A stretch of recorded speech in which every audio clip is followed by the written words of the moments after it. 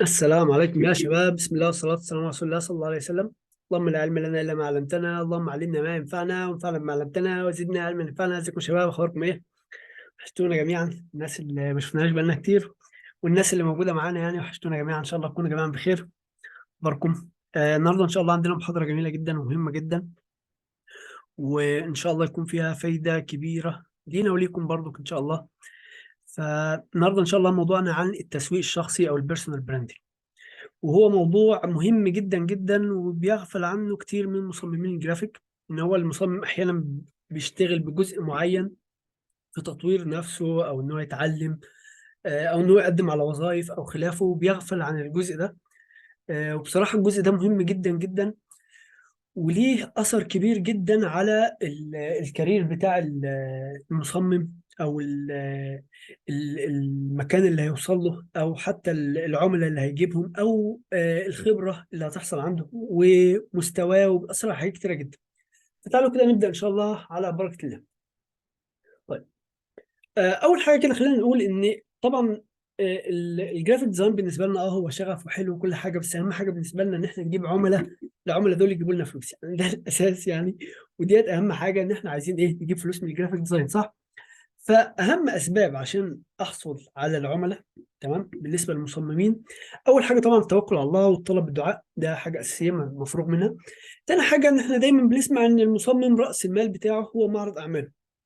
كل ما يكون البورتفوليو بتاعك قوي، كل ما تقدر تجيب تجيب عملاء احسن، على عكس ما البورتفوليو بتاعك او معرض الاعمال بتاعك يبقى ضعيف. فبالتالي كل ما معرض الاعمال بتاعك ضعيف، فكذلك برضو العملاء اللي هيجوا لك هيكون مستواهم قليل، لان العميل اللي بيجي اللي هو البلس ايه اللي بيدفع كتير عايز يشوف بورتفوليو احسن حاجه عشان يدفع فيه المبلغ الكبير. وتالت حاجه بقى، وانا بعتبرها اهم كمان من البورتفوليو احيانا، اللي هي التسويق الاعمال. تسويق بقى لشغلك، سواء بقى التسويق الشخصي او التسويق العام، او ايا ما يكن. وطبعا من اقوى وسائل التسويق بالنسبه للمصممين هو التسويق الشخصي، واللي هو بنقول عليه البيرسونال براند. طيب، لو جينا نقول ان معرض الاعمال بالنسبه للمصمم هو راس ماله، تركات بسيطه كده، مش هنقف عند الموضوع ده كتير. نقول ان حاجات بسيطه عشان المصمم يهتم بمعرض اعماله. اول حاجه ان هو يجعله مختصر. معرض الاعمال ما يبقاش فيه حاجات كتيره قوي ملهاش لازمه، خليه مختصر قدر الامكان. برضك ركز على التخصص، يعني ما تبقاش فيه طباعة على سوشيال ميديا، على براندنج، على يو اي يو اكس، شوية مونتاج شوية موشن. لا، ركز ان هو يبقى فيه تخصص معين. انا بشتغل في المونتاج، وبعمل حاجات مثلا لنفسي على المونتاج او لبعض العملاء احيانا في المونتاج، بس لما باجي اسوق على شغلي فما بحطش اي حاجة في المونتاج. اليو اي واليو اكس مثلا عملت فيه بروجكتين تقريبا، فما تحطتهمش خالص اصلا، ولا عملت لهم برزنتيشن اساسا، ليه؟ مش تخصصي.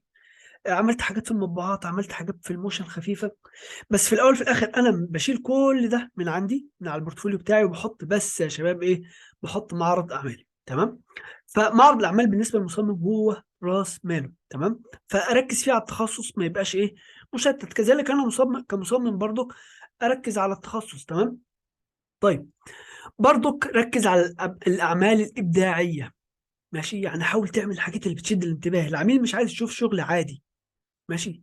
يعني انت لما تيجي مثلا تعمل حاجات عشان تتدرب عليها وكده، حاول تعمل اجمل حاجه. حاول تعمل الحاجه اللي هي اللي انت تطلع فيها، يعني تطلع فيها كل امكانياتك، ماشي. ما تعملش ايه، ما تقولش مثلا ببني معرض اعمال فاعمل اي حاجه كده، اي ديزاين يا عم يتحط، لا. يعني انا فاكر لما جيت بدات اسس معرض اعمال من حوالي 4 سنين كده، ما قلت بقى هشتغل جد، يعني بعيد عن الهوايه وبعيد عن الكلام ده، لا انا هشتغل دلوقتي بالبرنامج، فعايز اعمل بورتفوليو محترم في السوشيال ميديا في التخصص ده بعيد عن اي حاجه تانيه. فلغيت طبعا البورتفوليو القديم وبدات اعمل واحد جديد. وانا بعمل معرض الاعمال، انا قعدت مثلا، كان ممكن اقعد فتره كبيره جدا عشان اعمل تصميم واحد. وعلى فكره التصاميم اللي عملتها وقتها لسه موجوده لحد دلوقتي في البورتفوليو بتاعي، مع ان في تصاميم كتير شلتها، بس التصاميم دي فضلت موجوده. ليه؟ لان التصميم ديت انا تعبت فيها وطلعت احسن ما عندي فيها، فمع الوقت فضلت موجوده، تمام. فده بالنسبه ان انا اركز على الاعمال الابداعيه. برضو خليه مرتب. يعني لو مثلا انا عامل 3 بوستات في السياحه العلاجيه، و3 بوستات في العقارات، و3 بوستات في كذا او كده، حاول تخليهم جنب بعض، ما تخليش ده في ده في ده في ده. حاول تخليهم حتى ايه؟ بين بعض. في بعض الناس بيعملوا حاجه حلوه ان شاء الله انا اعملها انا كمان، يعني نصيحه ليا وليكم، ان هو بين كل بروجكت مثلا بيبدأ يكتب وصف كده الأول، إن إن التصاميم ديت مثلا، يكتب بريف عن التصاميم دي مثلا خاصة بشركة طلقة للشحن موجودة في مصر، تستهدف كذا وكذا، ويقوم حاطط كل التصاميم اللي هو عملها له بقى في نفس البورتفوليو، في نفس الصفحة. بعدها بشوية يكتب وصف، يقول ده مثلا شركة كذا، مثلا فاينل كورنرز المقاولات، مش عارف شركة مش عارف كذا للسياحة، شركة كذا لكذا. فكل حاجة مترتبة وكل حاجة جاية بتدور تحت بعضها. فدي تكون ايه، تكون حاجة جميلة جدا ان انا ارتبه بدل ما كله كده داخل في ايه، في بعضه. برضك اركز على المطلوب في السوق. يعني ايه؟ يعني آه انا غالبا مثلا ببقى عارف مثلا في الدولة اللي انا فيها هنا في تركيا السياحة العلاجية كتير، العقارات مطلوبة جدا، تأجير السيارات، الناس اللي حواليا هنا بيشتغلوا كتير مثلا في تأجير السيارات. في حاجات معينة كده برضو مطلوبة عالميا في كل الأوقات، زي الأكل مثلا. فأنا أشوف الناس اللي حواليا مثلا، لو ليا حد من قرايبي كمان بيشتغل في مجال معين، فدي أحيانا بتكون طريقة لجذب العميل ليك. أنا كنت أحيانا أنا بشوف مثلا اللي بيفتح الحالات بتاعتي بيفتحوا الحالات، فأعرف مثلا فلان ده بيشتغل في السيارات، فلان ده بيشتغل في العقارات، فلان ده بيشتغل في كذا. طب ما انا انزل شويه اعمال حتى لو وهميه في المجال ده، فهو يشوفها. فلما يشوفها ممكن بعد كده يجي هو ويكلمني. وبالطبع والله الموضوع ده والله حصل معايا اكتر من مره. كنت مثلا اشوف واحد شغال في الشحن، الاقيه دايما بيفتح الحالات بتاعتي، فابدا ان انا اقول طب ما انا اعمل تصاميم مثلا للشحن وانزلها على الحاله. الاقي ان هو بيبدا بعدها والله يا اما فتره قليله يا اما فتره كبيره، بس بيكلمني وببقى في باله، ببقى في باله ان فلان ده بيعمل تصاميم حلوه في الشحن او بيعمل تصاميم كويسه في كذا. بالذات لو انا شايف صفحته اصلا وشايف التصاميم اللي عليها وعايز اعلي على التصاميم دي شويه، اعمل حاجه احسن منها وهكذا. فدي ممكن تكون طريقه حلوه ان انا اخترق السوق. فاركز على المطلوب اللي في السوق وابدا انزل على الاقل خالص. يبقى عندي من كل مجال تصميمين ثلاثه. يعني ايه تصميمين ثلاثه؟ على سبيل المثال انا شغال حاليا، آه واحد جاي لي عايز تصاميم خاصه مثلا بالمنتجات، وجي بص على البورتفوليو بتاعي ما لقاش فيها ولا منتج. وفي واحد تاني برضو مقدم على نفس الوظيفة معايا، بس البورتفوليو بتاعه فيه منتجات، حتى لو تصاميمه في المنتجات أضعف من التصاميم بتاعتي عموما. بيبقى فيه بيبقى الشخص بيحاول ياخد المتخصص اللي هو اشتغل في الحاجة دي قبل كده. لأن طبعا بالنسبة له أنا مش عايز واحد مثلا أنا اشتغلت في المقاولات مثلا، فالعميل بيقول لي مثلا البناء الاسود او الهيكل الاسود. انا اول مره اسمع الكلمه دي، فهو لسه بقى يقعد يفهمني ايه البناء الاسود وايه الهيكل الاسود. مثلا عميل جاي بيكلمني بيقول لي السياحه العلاجيه وزراعه الشعر، مش عارف تكميم المعده، الفرق بين تكميم المعده وفرق بين مش عارف شفط الدهون. كلام انا هو لسه هيقعد ياخد معايا وقت في شرح الحاجات دي، على عكس ما في مصمم اشتغل في الحاجات دي قبل كده، فعلى الاقل عنده فكره عن الحاجات دي. تمام. فركز على المطلوب في السوق. تعالوا نتكلم ايه هو البراند بقى. تمام. دي طبعا كانت اللي فاتت ديت بعض النصائح للبورتفوليو. اهتم بالبورتفوليو بتاعك، هو راس مالك، هو اهم حاجه عندك كمصمم. هتهمل البورتفوليو يبقى انت بتهمل الواجهه بتاعتك كمصمم. فلازم تهتم جدا بالبورتفوليو. ما ينفعش البورتفوليو بتاعك يبقى جوجل درايف ولا PDF ولا شويه صور تبعتهم، لا لازم يكونوا منظمين مرتبين على بيهانس او حاجه. والموضوع ده اتكلمنا فيه قبل كده معاك. طيب، البراند زي ما جيف بيزوس مؤسس امازون والرئيس التنفيذي بتاعها قال ان البراند هو ما يقوله الناس عن مشروعك اثناء غيابك. الناس بتقول ايه عن المشروع بتاعك اثناء غيابك؟ لما اجي اسالك مثلا عن شركه زي امازون، بتقول لي ان التوصيل بتاعهم سريع، ان خدماتهم كويسه، ان منتجاتهم مش عارف مثلا عندهم خدمات ما بعد البيع، عندهم كذا عندهم كذا. ف... فانا بقول الحاجات دي. برضه ممكن اقول حاجات وحشه، اقول مثلا لا ده احيانا المنتجات بتتكسر وهي معاهم، ده احيانا كذا. فسواء حاجه حلوه او وحشه بقولها عن البراند ديت، فده اسمه ايه، البراند. تمام. بالنسبه بقى لل ده البراند. تمام. البراند كمكنون البراند. لو جينا نتكلم على شكل البراند او واجهه البراند، زي ما اتكلمنا قبل كده ان دي اسمها الهويه البصريه للبراند. تمام. فهو بيقول كلمه جميله جدا ان هو ما يقوله الناس عن مشروعك اثناء غيابك. طب لو جينا بقى على البيرسونال براند، احنا بنتكلم ده البراند بتاع الشركات. بنتكلم على جوجل، فالناس بتقول على جوجل. KFC الناس بتقول عليها مش عارف نايكي الناس بتقول عليها ايه. فلما باجي بقى اقول ان البيرسونال براندنج او التسويق الشخصي، ايه هو التسويق الشخصي؟ فممكن اقول ان هو ما يقوله عنك الاخرون اثناء غيابك كشخص. يعني بيقولوا عنك ايه كشخص اثناء غيابك. يعني ايه كشخص يا شباب؟ انا مثلا احمد، ماشي. لو جينا مثلا حد كده من الشباب بتوعنا اللي معانا، وجيت مثلا سالت حد فيهم ايه رايكم مثلا، خلينا نقول يوسف مثلا، تعالى يا يوسف افتح المايك كده. حلو. معايا يوسف؟ طيب قول لي ايوه يا معاك. يوسف، ايه رايك في سيد، سيد اللي معانا على الجروب؟ سيد هو الاستاذ رقم 2 معانا في الجروب. ايوه طيب. ايه رايك في التصاميم بتاعته مثلا؟ لا ما شاء الله، محترمه وعظيمه جدا، مفيهاش ولا تمام. غلطه. هل بيتخانق من الاسئله الكتير؟ لا خالص، ده انا كل سؤال في نفس الثانيه بيرد عليها ما شاء الله. الله يفتح عليك. سيد مش موجود معانا ماشي، العلم تقريبا سيد مش موجود، لا لكن كان موجود من شويه بس ما ممكن اللي هو سمع اعرفش. الكلام قبل كده يعني. ف... ماشي. فانت قلت دلوقتي الكلام ده عن سيد وهو مش موجود، فده البيرسونال براند بتاع سيد. طب ممكن مثلا اكلمكم عن الاستاذ احمد. الاستاذ احمد بيتخانق احيانا من التعديلات كتير، مثلا لما يجي العملاء يتعاملوا معاه. فلو رحت سالت عميل كده عن احمد، ايه رايك في احمد علي كمصمم، فممكن يقول له والله ده باله مش طويل. انا بالي طويل طبعا، كمصمم لازم يبقى بالك طويل، بس انا بقول كمثال. ده مثلا آه ما بيعدلش كتير. او مثلا لا، ده المصمم ده باله، احمد باله طويل. لا ده احمد ده اخلاقه مثلا كذا. ده احمد ده مش عارف سريع في التصاميم او بطيء في التصاميم او كذا او كذا. فده هو مسمى البراند الشخصي للمصمم. احنا كده كده الناس بتقول عننا حاجات، يعني اي واحد فينا لو جيت اقول لكم ايه رايكم في فلان او ايه رايكم في علان، سواء هو مصمم او غير مصمم، فقلت لك ايه رايك في كريستيانو رونالدو مثلا، هتقول لي والله ده لعيب كوره مش عارف محترف، ده كذا ده كذا الكلام من ده. لو كلمتك مثلا سالتك عن النبي صلى الله عليه وسلم، هتقول لي اخلاق النبي، هتقول لي صفات النبي، هتقول لي حاجات عن النبي محمد صلى الله عليه وسلم. فده البيرسونال براندنج بتاعنا، هو موجود اصلا بالفعل. بس احنا بقى عايزين ناخد البيرسونال براندنج ده، التسويق الشخصي بتاعنا، ونبدا نستخدمه في البيزنس.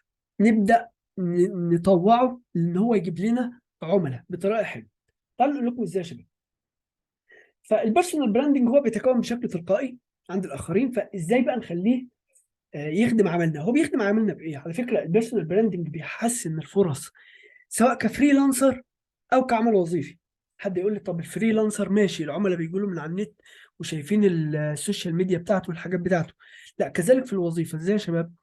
لما مثلا العميل بتاعك يدخل انت بتقدم الوظيفه مثلا، فالعميل صاحب الشركه مثلا او اتش ار، انت تبعت له طبعا السي في بتاعك، فيدخل يبص على معرض الاعمال بتاعك، ويبص على السوشيال ميديا بتاعتك، فيلاقيك بتصنع محتوى، فيلاقيك بتقدم خدمات، فيلاقيك آه، بتعرف ان انت تسوق لنفسك. فدي ميزه كبيره جدا بتخدمك وتخلي فرصتك اكبر حتى في العمل الوظيفي. ما بالك بقى بالفريلانسر؟ طبعا شيء اساسي في الفريلانسر البيرسونال براندنج. طيب خلينا نبدا كده يا شباب ونقول ايه، ونقول اين العميل الاول؟ فين العميل الاول؟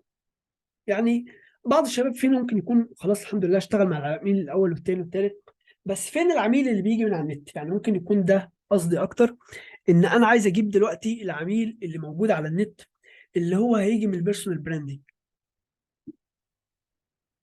بص يا شباب، غالبا العميل الاول عند 90% من المصممين بيجي منين؟ بيجي من العلاقات، بيجي من المعارف. يعني اول واحد هتعمل له تصميم في حياتك غالبا هيكون من معارفك، تمام؟ فمادام هو من المعارف، مادام العميل الاول ده هو من المعارف يا شباب، فال... فانا محتاج ان انا اعرف الناس انا بعمل ايه، محتاج اعرف الناس اللي حواليا انا بشتغل ايه. ما هم مش هيجي كده لوحده كده من غير حاجه يقول لي يا احمد انا عايزك تعمل لي تصميم، انا عايزك كذا. ما هو ما يعرفش اصلا ان انا بصمم. انا اخدت كورس واثنين وثلاثه وقاعد في البيت قافل على نفسي، هو ما يعرفش اصلا ان احمد بيعمل تصاميم. احيانا والله اجي اتواصل مع اكلم حد مثلا معارفي، لما يعرف ان انا مصمم جرافيك يقول لي ده احنا بندور والله من زمان جدا على مصمم. ده كويس ان انت عرفتني ان انت مصمم. وده بالفعل كان بدايه كتير جدا من الشغل، كان بنفس الطريقه كده. فممكن نقول ان البدايه دايما بتبقى اصعب شيء، لان مفيش حد عارف احنا بنعمل ايه. دايما البدايه صعبه في في الجرافيك ديزاين، ان انت تجيب اول عميل. ليه؟ يعني حتى بيقولوا ان اول عميل بيبقى غالبا اصعب عميل.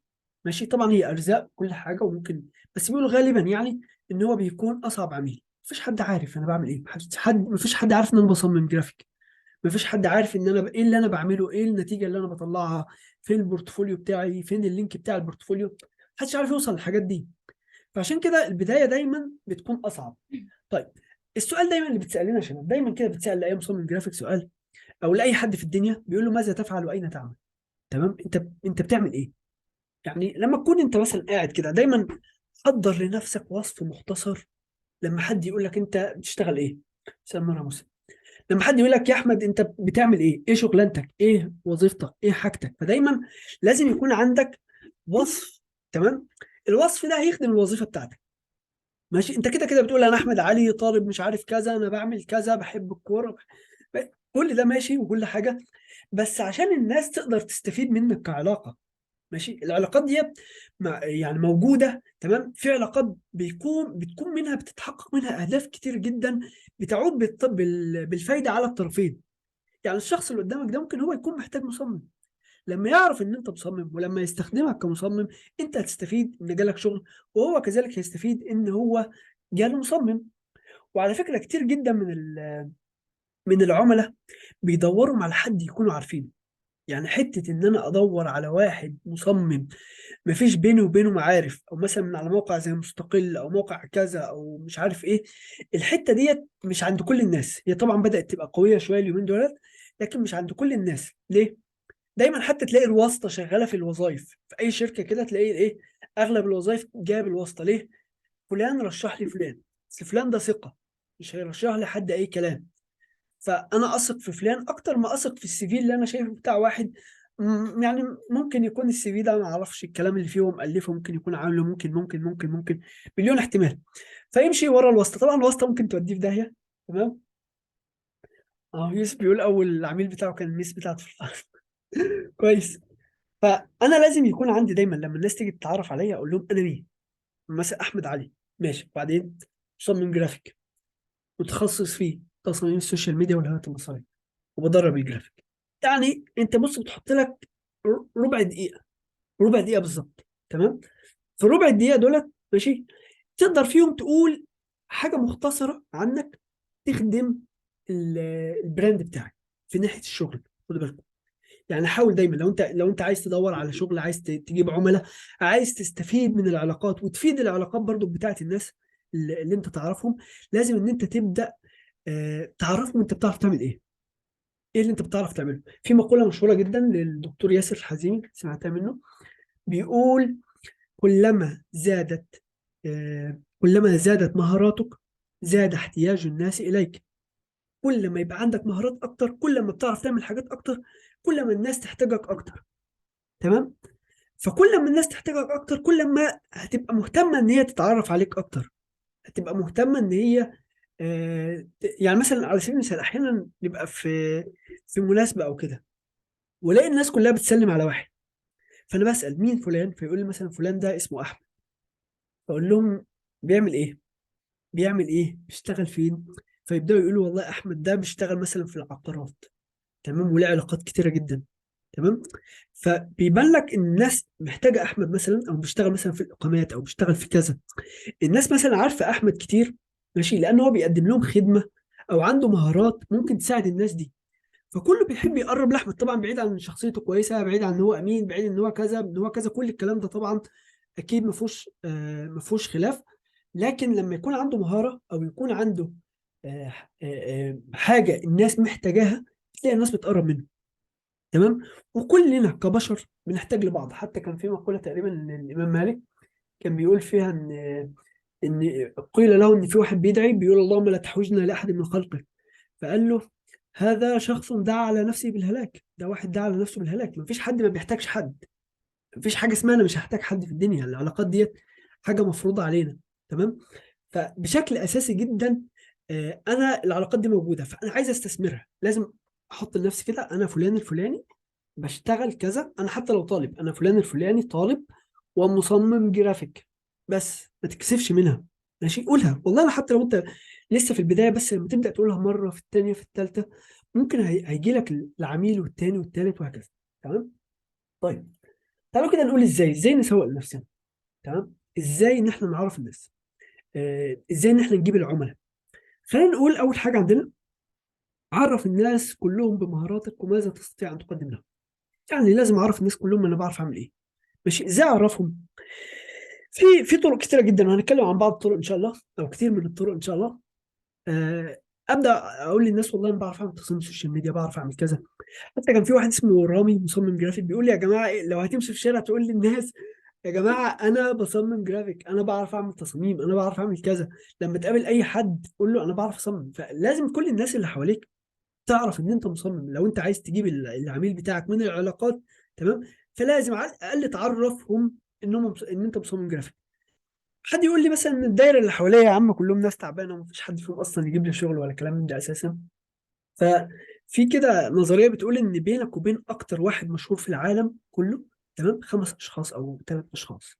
يعني انت مثلا هات لي اكتر شخصيه مشهوره في العالم، وهتلاقيك انت عارف واحد يعرف واحد يعرف واحد يعرفه. ممكن اقل من كده كمان، ممكن تبقى 3، ممكن تبقى 2. تمام.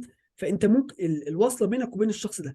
فانت ممكن الاشخاص اللي انت تعرفهم ما يكونوش عارفين شغل، ما يكونش عندهم شغل، لكن عارفين ناس عندهم شغل.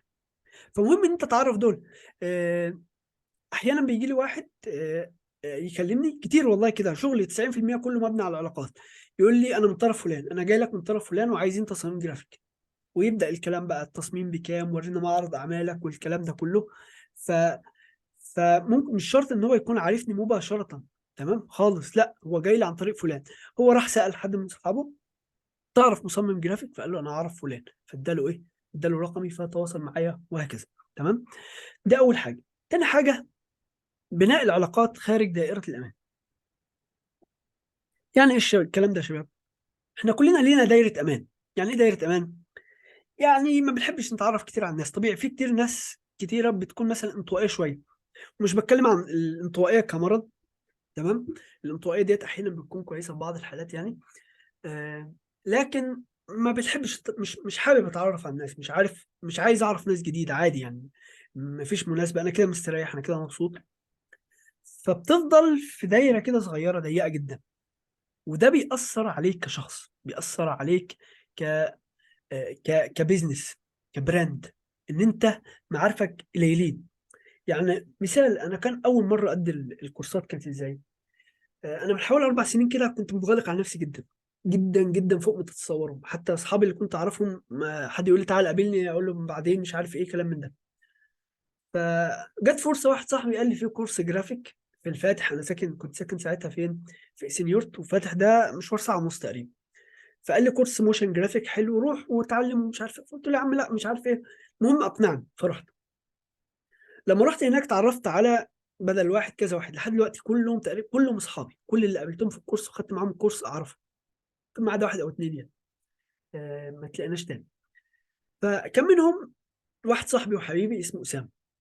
اسامه ده بعد فتره اشتغل هو سكرتير في المعهد اللي كنا بناخد فيه الكورس، بعد ما خلصنا الكورس خلاص وكده. فبعد كده اسامه كان بيدور على مدربين جرافيك. فكان بيحصل مثلا مره كنت بشرح له حاجه، كان الاستاذه قالت لنا درس وهو غاب عن الدرس، فقال لي ما تشرحه لي. فقابلته وشرحت له الدرس، فقال لي والله انت اسلوبك جميل جدا في الشرح، بتعرف توصل معلومه. فالموضوع ده انا عارف من زمان مثلا عن ان عندي الحته دي شويه. ف... فجه في بعدها بفتره كانوا عايزين في المركز نفسه حد يدي كورسات بس بسعر قليل. فقال لي ايه رايك ما تدي انت الكورسات وكده، ومش عايزين حد محترف اول ولا حاجه. فده كان اول كورس اديته. حاليا الحمد لله وصلت لحاجه و40 مجموعه. تمام. فكانت حاجه بسيطه خالص، وحاجه يعني علاقه كانت يعني. كان ممكن الواحد يقفل على نفسه ويبقى قاعد ومش عارف حد وكلام من ده، ومش هتعرف لحد جديد. طب بس هي طبعا اقدار يعني، وربنا اللي بيسر الامور ديت. بس الاسباب ان انت تبدا تتعرف على الناس، انت تبدا تخرج من دايره الامان ديت، وتبدا اي فرصه ممكن تقابل فيها معارف، ممكن تقابل فيها ناس، ممكن تكسب فيها علاقات. توكل على الله، ما تستناش. تمام. اي حاجه، خروجه، اصحابك، مش عارف ايه، كلام من ده. تمام. فابدا ان انت تتعرف على الناس اكتر، ابدا ان انت اكسب معارف اكتر، علشان ده هيخدم البيزنس بتاعك. زائد ان العلاقات ده اصلا ممكن دول يبقوا اصحابك، بعيد عن الاستفاده او كده ان انتوا تستفيدوا من بعض. تمام. والاستفاده دي مش حاجه وحشه برضو، كان باكد اهو ان هو وين وين سيتويشن، ان انت مستفيد وهو مستفيد، ما فيهاش اي مشكله. تمام. لكن انا بتكلم انتوا ممكن تبقوا اصحاب كمان بعيد عن البيزنس، ما فيش اي مشكله. تمام. طيب. ركز على الثقه وليس الفرصه. يعني لما تتعرف على الناس ما تقول لهمش والله انا فلان الفلاني مصمم جرافيك، لو انت عايز تصاميم وخد الكارت ما تحاولش تجيبها بطريقه ايه كده على طول يعني. لا، حاول تخلي الموضوع ان انت بتتعرف على الناس عادي، هي الفرصه هتيجي لوحدها. يعني الفرصه مش انت اللي هتاخدها بالقوه، الفرصه ما تعرفش هتيجي من مين. كنت تتعرف على 20 واحد، مفيش حد فيهم يجيب فرصه عادي. ممكن واحد قابلته قدرا في الشارع، فحس كان هو تايه فخدت رقمه، كتير قصص كده. كان واحد تايه قابلته ساعدته، خد رقمك خدت رقمه بقيتوا صحاب. تلاقي حاجات كتير جدا من قصص النجاح بالطريقه دي مبنيه على حاجه بالشكل ده. فانت ركز لما تقابل الناس بس، اتعرف عليهم عادي بأريحية خالص، خد رقمهم وياخد رقمك، وعرفهم انت بتعمل ايه واعرف هم بيعملوا ايه، ممكن انت تستفيد منهم. مش شرط العكس. يعني ممكن فلان ده مثلا بيقدم خدمة انت محتاجها، ماشي، فانت نفسك تحتاج له تمام في الخدمة دي. ف... فركز على الثقة وليس الفرصة. برضو اعرض سلعتك او خدمتك، يعني حاول تقدم خدمتك، يعني حاول برضو. لو مثلا على سبيل المثال انا معايا الموبايل بتاعي، ففي واحد مثلا قال لي والله انا قاعد بتعرف عليه فقال لي فقلت له انا مصمم جرافيك، قال والله طب ما توريني كده شغلك. على طول شغلي جاهز على الموبايل، اقوم فاتح له البيهانس من التطبيق وابدا اوريه شغلي، اعرفه انا بعمل ايه. وبرضك بالنسبه للمعارف، خد رقمي يضافني، هيشوف الحاله بتاعتي اكيد. تمام، فابدا ابدا انشر على الحالات بتاعتك. ونيجي على الجزئيه ديت، ان انت طبعا تبدا تنشر على السوشيال ميديا وتعرف كل معارفك انت بتعمل ايه بالظبط. تمام، فاعرض سلعتك او خدمتك وابدا علم الناس. يعني مش شرط اللي انت بتقابله ده يكون يكون ايه، يكون صاحب بيزنس. ممكن يكون يا شباب واحد آه واحد بيتعلم حاجه، واحد زيك في المجال، فانت عندك معلومه قولها له. يعني دايما كده حاول لما تكون قاعد مع حد هو ممكن يستفيد من المعلومات اللي عندك، انت حسيت ان هو ممكن ياخد فايده من عندك، اديله كل الفايده اللي عندك. والله والله كل ما بتديله كل ما ربنا بيبارك في الحاجه اللي عندك. يعني زكاه العلم ان انت تعلمه لناس تانيه، فبتبدا تعلمهم فتلاقيك انت المعلومه عندك اولا بتثبت. يعني انا احمد كاحمد علي، لما بدات في الكورسات، قبل الكورسات حاجه وبعد الكورسات حاجه تانيه، بسبب ان انا بدات اشارك المعلومات اللي عندي. فانت كل ما بتشارك اللي عندك المعلومه بتثبت اولا. ثانيا الشخص ده اصلا بيبدا يثق فيك. لو جاي له حد مثلا عايز خدمه او عايز حاجه، فيبدا وهو ما بيعملهاش فيبدا يرشحك انت، لانه عارف ان انت بتقدم كل اللي عندك، عارف انت بتخرج كل اللي عندك. ماشي، فالموضوع ده ممكن تاخد عليه اجر، ممكن تاخد عليه برضو اجر في الدنيا واجر في الاخره كمان. فحاول تطلع كل اللي عندك، كل المعلومات اللي عندك، وتعلم الناس. المشكله واحد صاحبك قال لك دي تتعامل ازاي، ما تقولش انا لو اديتها له هيقطع عليا، لو اديتها له ابن الذين ده هياخد رزقي. في ناس للاسف يعني بقى ده ضعف ايمان شويه، ان هو يبدا يفكر بالعقليه دي. لا والله والله ربنا بيوسع، محلين جنب بعض، وتلاقي ده عمال بيجي له زباين كتير جدا وده ما بيجيلوش. هي ارزاق يعني، الحاجه دي مش بايدينا احنا. فانت اعمل خير وربنا هيبارك لك يعني. تمام، فعلم الناس كل اللي عندك. وسؤال كده، نركز على الرحله ولا الوصول؟ مين اللي يقول لي؟ خلينا نشوف كده صحيحين ولا لا. ركز على الرحله، يعني وانا شغال كده انا لسه ما وصلتش، بعضكم لسه طلبه لسه ما وصلوش للموضوع ده، لسه ما بيعتبروش نفسهم جينيور مصمم جرافيك، لا لسه فريش، لسه حاجه صغيره. هل ابدا اعرف نفسي، ان انا اعرف الناس ان انا مصمم وابدا اسوق لنفسي ولا لا؟ اتفضل يا محمد غطاس. نركز على الرحلة يا أستاذ. الله يفتح عليك. شباب، وانا في الرحله ابدا اشارك الخطوات بتاعت الرحله. يعني مثلا على سبيل المثال، انا اتعودت ان انا كل شويه وانا بتعلم لسه في الكورس بعمل تصاميم، فصور التصميم وانزله. انا لسه في الكورس ما خلصتش، بس بدات اغير الاسم بتاعي، اقول جرافيك ديزاينر. صحيح لسه جرافيك ديزاينر صغنطوط، بس جرافيك ديزاينر يا جدعان، في ايه المشكله؟ تمام. شويه شويه انزل تصميم التاني التالت الرابع. اولا هتلاقيني بقى عندي خبره ولو قليله في التسويق لنفسي. يعني مثلا مره وانا قاعد بعمل تصميم اللي هو التاسك اللي الاستاذ اداني في الواجب، ثبت الموبايل على الشاشه وفي الاخر سرعت الفيديو ده وقمت منزله. مرة تانية قلت أجرب حاجة تانية، أعمل بيفور وأفتر، قبل وبعد في التصاميم. مرة تالتة مش عارف إيه. الكورسات ديت مثلا خدت مني وأنا في مرحلة التعلم شهر اتنين تلاتة أربعة خمسة على حسب ما تاخد.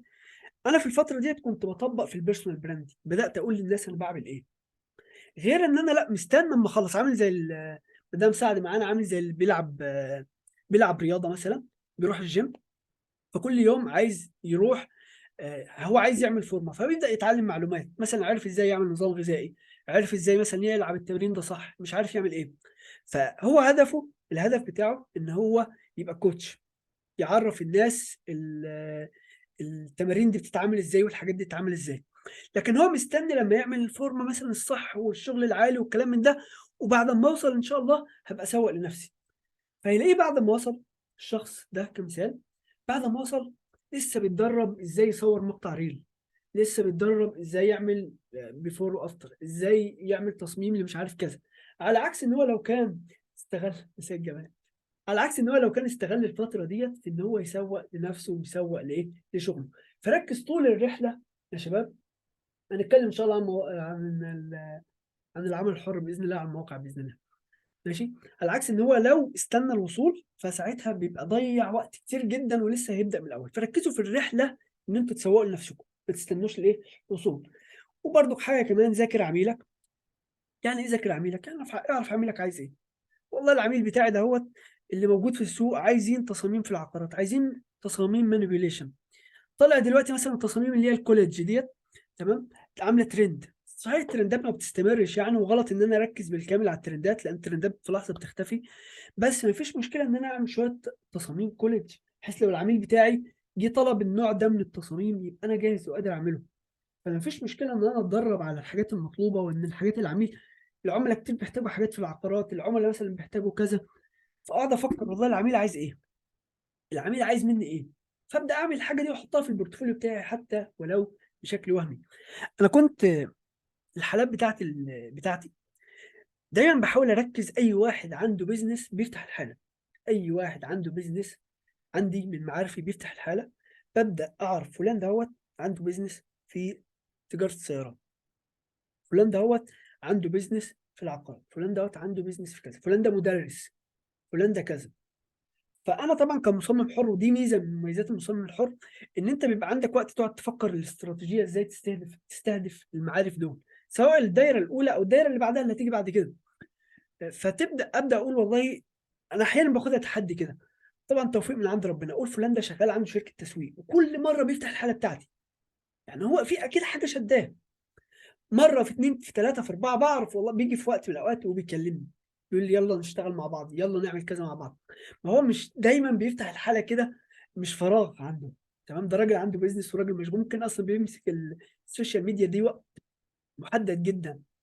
واحد تاني كان عنده بيزنس شحن، قلت انا هجيبه، قلت بسم الله، وقعدت انشر تصاميم في الشحن، عملت براند وهمي. والله نفس الشخص تواصل معايا، تمام، حتى بعدها بيومين.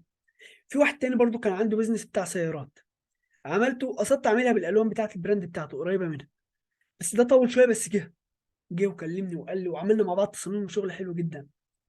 فذاكر العملاء اللي حواليك، العملاء اللي حواليك ذاكرهم. احيانا يجي لي بعض الطلبه يقولوا لي يا استاذ، انا مثلا عمي عنده شركه خاصه بالتسويق بالبراندات، بنعمل هويات بصريه، فانا عايز ادخل الكورس ده هوت علشان اطلع اعرف اعمل هويات بصريه. تمام. فده عارف هو داخل ليه، عارف العميل بتاعه هو عايز ايه. في واحد تاني، احنا عندنا شركه بنشتغل مثلا في المنتجات الكوزماتكس، تمام، منتجات التجميل. انا بكتب محتوى اصلا في الكورس ده، بس عايز ادخل في التصميم، انا بعمل تصاميم اليوم بس تصاميم على قدها. بس انا عايز بقى اخرج من الكورس ده بعمل تصاميم احترافيه، بعمل تصاميم جامده. تمام. فلما يبدا يركز على الحاجه ديت، هو عارف يعمله عايز ايه بالظبط، فيبدا يركز على الاحتياج اللي موجود حواليه فيقدر يخدمه. فركز دايما في الدايره. حتى الدايره دي لو انتوا سنكم صغير، ممكن تبقى والدك، والدتك، آه خالك، خالتك، عمك، عمك. يوسف بيقول لي الميس بتاعته، الابله بتاعته في الفصل. تمام. ابدا اعمل تصاميم ليهم كهديه، ابدا حتى اتدرب يعني في السن ده. ما بيبقاش همنا الشغل على قد ما بيبقى همنا ان انا اقدر اعمل حاجه، والحاجه ديت تخليني واثق في نفسي ان انا اقدر اعمل الحاجه دي. يوسف مثلا والده كان عايز امبارح لوجو، بتاع لوجو كاليجرافي. فيوسف مثلا، طب انا اتعلمها ازاي دي عايزه كورس، طب ادخل الكورس، اتعلم الكورس، اعمل الحاجه ديت، علشان بعد كده لو والدي احتاجها تاني، او فلان لو احتاج الحاجه دي تاني، اقدر ان انا اعملها بكل سهوله. فانا بشوف العميل عايز ايه يا شباب، وببدا اشتغل على الجزئيه دي. وتشارك جزء من حياتك الشخصيه. انا ما بقولش ان انت تشارك حياتك الشخصيه يا شباب، في ناس احيانا في السوشيال ميديا وانا ضد ده خالص، ان هو بيشارك حياته بالكامل، تلاقيه جايب زوجته وولاده وعياله، الكلام ده لا، ما بتكلمش على كده. يعني مثلا خارج بتشرب نسكافيه، مش عارف، بتشتغل من بره البيت، بتشتغل من مكان فلاني، حاسس ان ده بيقرب المسافات شويه بينك وبين العملاء، بيخلي العميل يبقى حاسس ان هو قريب منك كمصمم. تمام. مثلا انت خارج فبتصور خروجه في المكان الفلاني، قاعد بتشتغل في المكان الفلاني، ممكن هو اصلا يعجبه اللايف ستايل بتاعك، يعجبه شكل حياتك، فاعجابه ممكن بتروح الجيم عادي، انت مصمم بس بتروح الجيم، فهو يبدا حاجات معينه كده ممكن تخليه ايه، يشوف ان انت ايه، ان الحاجات دي بالنسبه يعني بيعجب بالطريقه بتاعتك، بيعجب بطريقه حياتك عموما. تمام. فممكن تخليه ينجذب اليك اكتر، تخليه يختارك كمصمم او كموظف او خلافه. بعد كده نشارك جزء صغير، كبروش الجزء كده لحسن الدنيا ايه تخرب خالص. حاجه صغيره خالص ايه من حياتكم الشخصيه. تمام. وركز على التخصص، ما تشتتش. يعني كتير انا نفسي كنت بقع دايما في الحته دي، والحمد لله يعني احسب ان انا ايه، آه، فلت منها، ان انا الشهر ده بتعلم سوشيال ميديا، الشهر الجاي مش عارف يو اي يو اكس، الشهر اللي بعده مطبوعات، الشهر بتاعه كذا. الاقيني في اخر السنه اتعلمت حاجه من كل حاجه، بس مفيش حاجه انا وصلت لها اصلا، بالذات في البدايه. يعني في البدايه ركز جدا واحترم جدا التخصص في البدايه.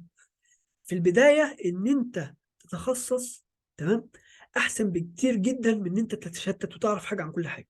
تمام. يعني في البدايه انا بقيت بعرف اعمل سوشيال ميديا وحش فيها، بس ولا اعرف لوجوهات ولا اعرف كذا ولا اعرف كذا، بس انا استاذ في السوشيال ميديا. هتساعدك ان انت تبني عملاء كويسين وتقال في السوشيال ميديا، على عكس شويه ضعيفين كده السوشيال ميديا، شويه مش عارف لوجو، شويه كذا شويه كذا شويه كذا، تلاقيك في الاخر قاعد لا ليك ولا عليك، في النص ما بين ده وما بين ده. بعد السنه ما انتش قادر تجيب عميل بتاع السوشيال ميديا ولا بتاع براندنج، عميل كويس، يعني انت خدت بس شويه بتعمل لوجو على قده. طب السنه دي لو انا كنت خدتها مثلا في البراندنج، لو كنت خدتها في السوشيال ميديا، لو كنت خدتها في كذا، كان هيبقى احسن. تمام. فركز على التخصص وكتر المهارات. يعني بص، المهارات مهمه، ماشي، المهارات مهمه جدا عادي. انا مصمم جرافيك، بعرف اشتغل فوتوشوب، الستريتور، مش عارف اكس دي، بريمير برو، مش عارف كذا، عارف بعرف اعمل باوربوينت مثلا. يعني كنت من فتره كده من حوالي سنه مش عارف اعمل البرزنتيشن ديت، ما بعرفش اصلا استخدم باوربوينت ده، كنت بعمل برزنتيشن على الانسليتور، فدخلت خدت كورس صغير بتاع 3 ساعات، فخدمني. كان كتير من العملاء يبعتوا لي ملفات اكسل مش فاهم فيها حاجه، ساعة، كورس ساعة فهمت فيه الحاجة دي بشكل، بس مش شكل مفصل، حاجة بس سريعة، حاجة خفيفة. لكن في الآخر مش هدخل بقى في الباوربوينت واقول ايه ده مجال كويس ده بيكسب فلوس، لا، انا دخلت عشان اخد المهارة، مش عشان ادخل فيها كتخصص. تمام. طيب. وبرضه من الحاجات الكويسة جدا التستمونيالز، اللي هي شهادات العملاء. يعني عميل يتعامل معاك او حاجه زي كده وبعت لك كلمتين حلوين، تاخدها سكرين شوت تثبتها في هايلايت على الانستجرام، تنشرها في الحاله. الناس اللي حواليك بدل ما هم بيبصوا ليك ان انت لسه بتقول لهم مصمم جرافيك، لا، ده مصمم وبيجيب عملاء، والعملاء بتوعه بيقولوا له كلام حلو كمان. يعني شوف النظره تختلف ازاي. عشان ايه؟ بس عشان الفيدباك ده، عشان اراء العملاء. العميل بعد ما خلص الخدمه تقوم قايل له ايه رايك في الخدمه، ويقول لك والله كذا كذا، لو عمل لك ريكورد تاخده، تاخد الريكورد ده وتنزله لو عمل له كذا. فيبقى عندك اصلا كده على الانستجرام او على السوشيال ميديا او على الحالات بتاعتك على الواتس او خلافه، ان في عملاء عجبهم الشغل بتاعك، ففلان ده مش مبتدئ، لا، ده بيعمل شغل وشغل حلو كمان. طيب، فين بقى احنا اتكلمنا ايه ازاي، تعال نقول فين. اول حاجه ابدا بالمنصات الموجود عليها معارفك. ماشي. آه دي احيانا بتعمل ازمه في الانستجرام. اتكلم عليها بشكل سريع، ان انا الانستجرام بتاعي الشخصي بالذات، مثلا بعض الشباب بيبقوا قافلين الاكونت بتاعهم، بعض البنات طبيعي جدا ان هم يقفلوا الاكونت بتاعهم عشان عليه صورهم، ما عليهوش الا البنات بس. ف ف فساعتها بيبداوا ان هم ايه، يعملوا اكونت جديد. الاكونت الجديد ده بس مشكلته في حاجه واحده، ان هو ما عليهوش حد من المعارف، ما عليهوش حد يعرفني، فانا بادئ من الصفر، فعليا من الصفر. يعني انا مستني بس ان هو ابدا اجي له كريكويست او بتاع او كلام من ده.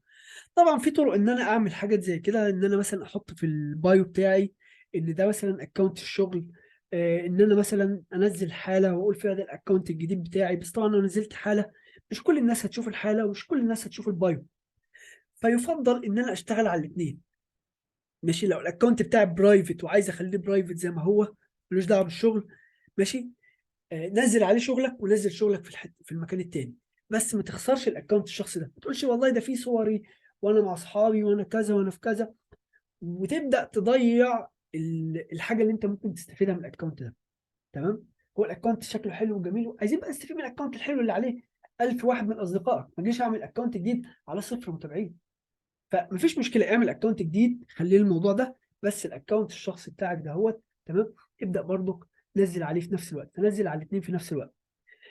برضك ما تشتتش نفسك في البدايه بين المنصات كلها. يعني ما تقولش والله يلا انا هنزل على الخمس منصات، وده حلو بس مش في الاول. ماشي، يعني انت لو قدام هقول لك اشتغل على كل المنصات، لان العملاء ممكن يجي لك من اي منصه، فيسبوك، انستجرام، لينكد ان، سناب شات، مش عارف، كل الحاجات دي تبدا اشتغل عليها. بس في البدايه ما تضيعش مجهودك، ابدا ركز على مكان معين اللي موجود في مصر، مثلا فيسبوك، انستجرام، تمام. مش عارف في الخليج تويتر، والانستجرام برضو، الانستجرام اظن مكتسح في كل، يعني التيك توك، تمام. ففي كل مكان نبدا اشتغل في كل مكان، وابدا نزل بس ابدا بالمنصات الموجوده عليها ايه معارفك، تمام. اعرض اعمالك بطرق منوعه. ماشي، يعني اعرض اعمالك بطرق منوعه. يعني ممكن مثلا تعرض عملك ده على المنصات بتاعت السوشيال ميديا، تعمل مره ريل. الريل ده ممكن مره تعمل بيفور وافتر، هنتكلم عن بعض الافكار في الاخر. تبدا تعمل مثلا تنزل صور عادي، تبدا تنزل مقطع صوتي ترند وتحط عليه فيديو، وتبدا تنزله فيديو ليك وانت شغال، فيديو ليك وانت بتعمل تصميم، فيديو للتصميم بس بعد ما خلصت، وهكذا. تمام. فاعرض الشغل بطرق منوعه، ما تعتمدش بس انت تنزله صور او ريل بس، لا، نوع كاروسيل، مش عارف كذا كده يعني. اعمل كارت شخصي، خلي معاك كارت شخصي، ماشي، وحط حتى عليه الباركود بتاع الانستجرام بتاعك، تمام. ووزعه على الناس، خليه معاك. لو التكلفه ده استثمار، يعني انت تخيل لو انت طبعت 1000 كارت 600 ليره، ماشي، ووزعت منهم 100، ال 100 دول جابوا لك عميل، تمام. العميل ده ممكن احتمال كبير جدا تفضل تشتغل معاه فتره كبيره جدا، فيبقى انت كسبان ولا خسران؟ قطعا كسبان، تمام. فالكروت دي انت بتطبع اقل حاجه تقريبا 1000 او 500، تمام. على حسب، هنا في تركيا بيقولوا 1000 اقل حاجه يعني. فاطبعهم وخليهم معاك، وتاكد طبعا بيانات دقيقه، مش هتحتاج تغيرها مستقبلا ممكن يقعدوا معاك سنه ما تعرفش توزعهم. بس خلي الكارت ده معاك، دي طريقه جميله جدا. لما تتعرف على ناس تديله الكارت، هياخد الكارت، يبقى معاه اسم، يبقى حتى هيساعده شويه ان هو مش بس قابلك بره، ده قابلك وخد الكارت بتاعك، وخد الكارت حطه على المكتب في البيت لما وصل البيت، وبعدين حتى لو رماه في الزباله ماشي او حتى حطه في المحفظه، بلاش نقول ان هو رماه في الزباله، حطه في المحفظه او حطه في الدرج. بس انت قويت شويه الرابطه، ان انت بقيت تظهر بمظهر رسمي، عن ان انت بقيت ان هو بس ايه، مجرد احمد علي مصمم جرافيك. لا، احمد علي مصمم جرافيك، اتفضلوا يا شباب الكروت، ادي لهم الكروت بتاعتك. فده يبقى حاجه ايه كويسه جدا وقويه جدا. التشبيك، اللي هو التشبيك يعني توطيد العلاقات مع المسوقين وكتاب المحتوى واصحاب الاعمال. لو ليك واحد صاحبك مسوق كاتب محتوى عنده بيزنس، وفي فرصه ان انت تقعد معاه او تقعد مع حد بيقعد معاه، يعني مثلا في خروجه فيها اصحابنا، احنا نخرج في الخروجه ديت، نقعد نقول كلام حلو، نقعد نقول كذا، نقعد نتعلم حاجه حلوه، نقعد نتكلم، نقعد نشوي، نقعد نعمل اي حاجه، اخرج معاهم، قرب منهم اكتر ما دام في فرصه لحاجه زي كده، وطد العلاقه دي. واحنا قلنا هيبقى وين وين سيتويشن، يعني انت تكسب وهو يكسب. حاول تستغل الفرصه دي وما تضيعهاش ابدا، تمام. لو في حد من معارفك اي فرصه، بل انك انت، يا هلا هلا، عليكم السلام يا محمد، بل انك انت اصنع فرصه ان انت تخرج معاه، ايه المشكله؟ قول له السلام عليكم فلان، ما تيجي نخرج، ما تيجي يا عم اعزمك، ما تيجي كذا، وابدا ابني معاهم فرصه. ليه؟ المسوقين بالذات مجالهم مع مجالنا احنا قريبين جدا من بعض، وكتاب المحتوى كذلك، واصحاب البيزنس، تمام. اصحاب البيزنس محتاجين نعمل لهم الشغل. المسوقين وكتاب المحتوى محتاجين نعمل معاهم الشغل. انا بيجي له واحد عايز تصاميم سوشيال ميديا، عايز مش عارف كذا، عايز كذا، هو احيانا بيلاقي المصممين اللي حواليه بيتعبوه، فلما يكون مصمم عن طريق العلاقات بيكون اقوى جدا ان هو يثق فيه، بيكون بيكون بالنسبه له افضل بكتير جدا، تمام، ان هو يثق فيه. فحاول دايما تقرب من الاشخاص اللي معاهم كمان ال الاجزاء دي. في علاقات احيانا على فكره يا شباب بتبقى مش مفيده. يعني ايه؟ يعني ممكن بعضكم يزعل من الكلام ده. احيانا ممكن تقعد مع واحد صاحبك ولا انت بتستفيد منه ولا بتستفيد منك، عمال بتضيع وقتك وهو بيضيع وقته، ولا بتعملوا اي حاجه ولا بتستفيدوا اي حاجه. يا اما ان انتوا تحولوا الموضوع ده لشويه نجاح، او القعده دي ليها فايده، او اي حاجه تتكلموا في اي حاجه مفيده، اعملوا اي حاجه حلوه. ما يبقاش تضييع وقت، ما يبقاش الهدف من الخروج ماشي بنلعب شويه بنتسلى شويه ماشي بس بقدر معين. ما يبقاش ان صاحبك ده بيضيع لك وقتك او انت بتضيع لصاحبك ده وقتك. بلاش العلاقات توصل للمرحله دي، لان لو لقيت علاقه كده حاول، يعني ايه، حاول تقلل منها. ماشي، لان دايما الناجحين بيصاحبوا الناجحين، خد بالك من الحته دي. فاما ان انت تنجح صاحبك ده معاك، تقول له ما تيجي ناخد كورس، تيجي نتعلم حاجه، ما تيجي نشوف حاجه، يبقى حتى القعده بتاعتكم فيها نقاش في حاجه مفيده. يا اما ان انت تقلل شويه من العلاقه دي. ما بقولكش سيبه طبعا، صاحبك وعلى الراس كل حاجه، بس بقدر ما يبقاش الموضوع زياده عن اللازم، تمام، عشان انت تستفيد وهو يستفيد، ولا انت تضر ولا هو يضر.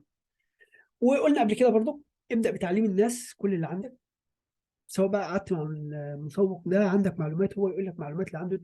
يعني احيانا في قعدات والله يا شباب بقعد مع ناس بحس ان القعده بتاعتهم اصحابي، يعني قعده تدفع فيها فلوس، تمام، لا يهمك قعده. يعني في احيانا مسجله ان شاء الله اصلا مصر، في قعده يدفع فيها فلوس، في قعده مع ناس كده تحس ان انت اصلا واخد منتور شيب. المنتور ان انت واحد بيعرفك اساليب البيزنس او اساليب الشغل او اساليب كذا، ويدي لك اسرار طول ما انت قاعد معاه تتعلم منه. بقول لك القعده دي دفع ده، الصاحب ده ما تفرطش فيه، لا روح اقعد معاه كل يوم، هيأثر على نجاحك، هيأثر على نجاحك بشكل كبير جدا. وفي صاحب تاني زي ما قلت لكم بيضيع وقتك، تمام. فلو انت برضو صاحبك ده يتعلم منك، ما تبخلش عليه بحاجه، تمام. يعني مش بس ان انت تستفيد، خد بالك، ماشي، يعني ما تدورش دايما على واحد تاخد منه، ماشي. ما هو لو اللي انت بتاخد منه ده برضه هيجي في وقت معين ويزهق منك، هيشوف حد برضه غيره، لا انت بتاخد وبتدي. فدايما خلي، حتى لو انت قاعد مع واحد صاحبك بتبدا تكلمه في حاجه مفيده، تقول له والله ما تيجي اقول لك تعلم الجرافيك في كورس والله انا خدته جميل جدا، ما تيجي تاخده، ده انا بدات اشتغل بيه، ده انا بدات اعمل بيه. فانت تفيد صاحبك ده برضه، تمام. حاول دايما برضه تطلع كل الخير اللي عندك. على فكره في ناس بتتعامل بالطريقه دي، ان هو مش هيدي لك اللي عنده الا لما يلاقيك بتدي اللي عندك. بس انت ابدا دايما سواء خدت او ما خدتش، تمام، ادي اللي عندك، انت هتستفيد في كل حاجه، مش هتخسر حاجه.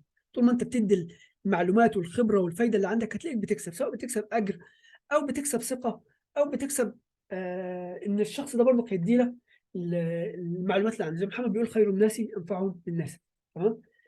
طيب الرحله او الوصول تقريبا ده مقرر. طيب مواقع الفريلانسر ولا العلاقات؟ يعني كان في حد من الشباب دلوقتي بيسالني بيقول لي نتكلم عن موقع خمسات، مواقع الفريلانسر ولا العلاقات؟ بصوا يا شباب، مواقع الفريلانسر فيها ميزه والعلاقات فيها ميزه، تمام، كل واحده فيهم ليها ميزه.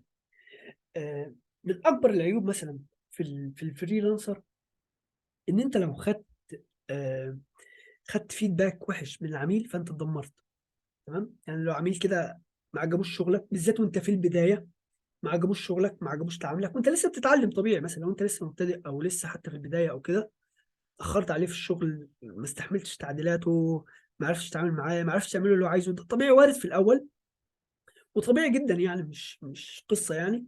فبيقوم مديلك فيدباك صفر. فدي مشكله جدا ان انت تبدا بالفريلانسر، دي مشكله وازمه كبيره جدا ان حد لسه بادئ بيبدا في الفريلانسر. الخط ده اسمه تجوال يا عم سعد، تمام. ف...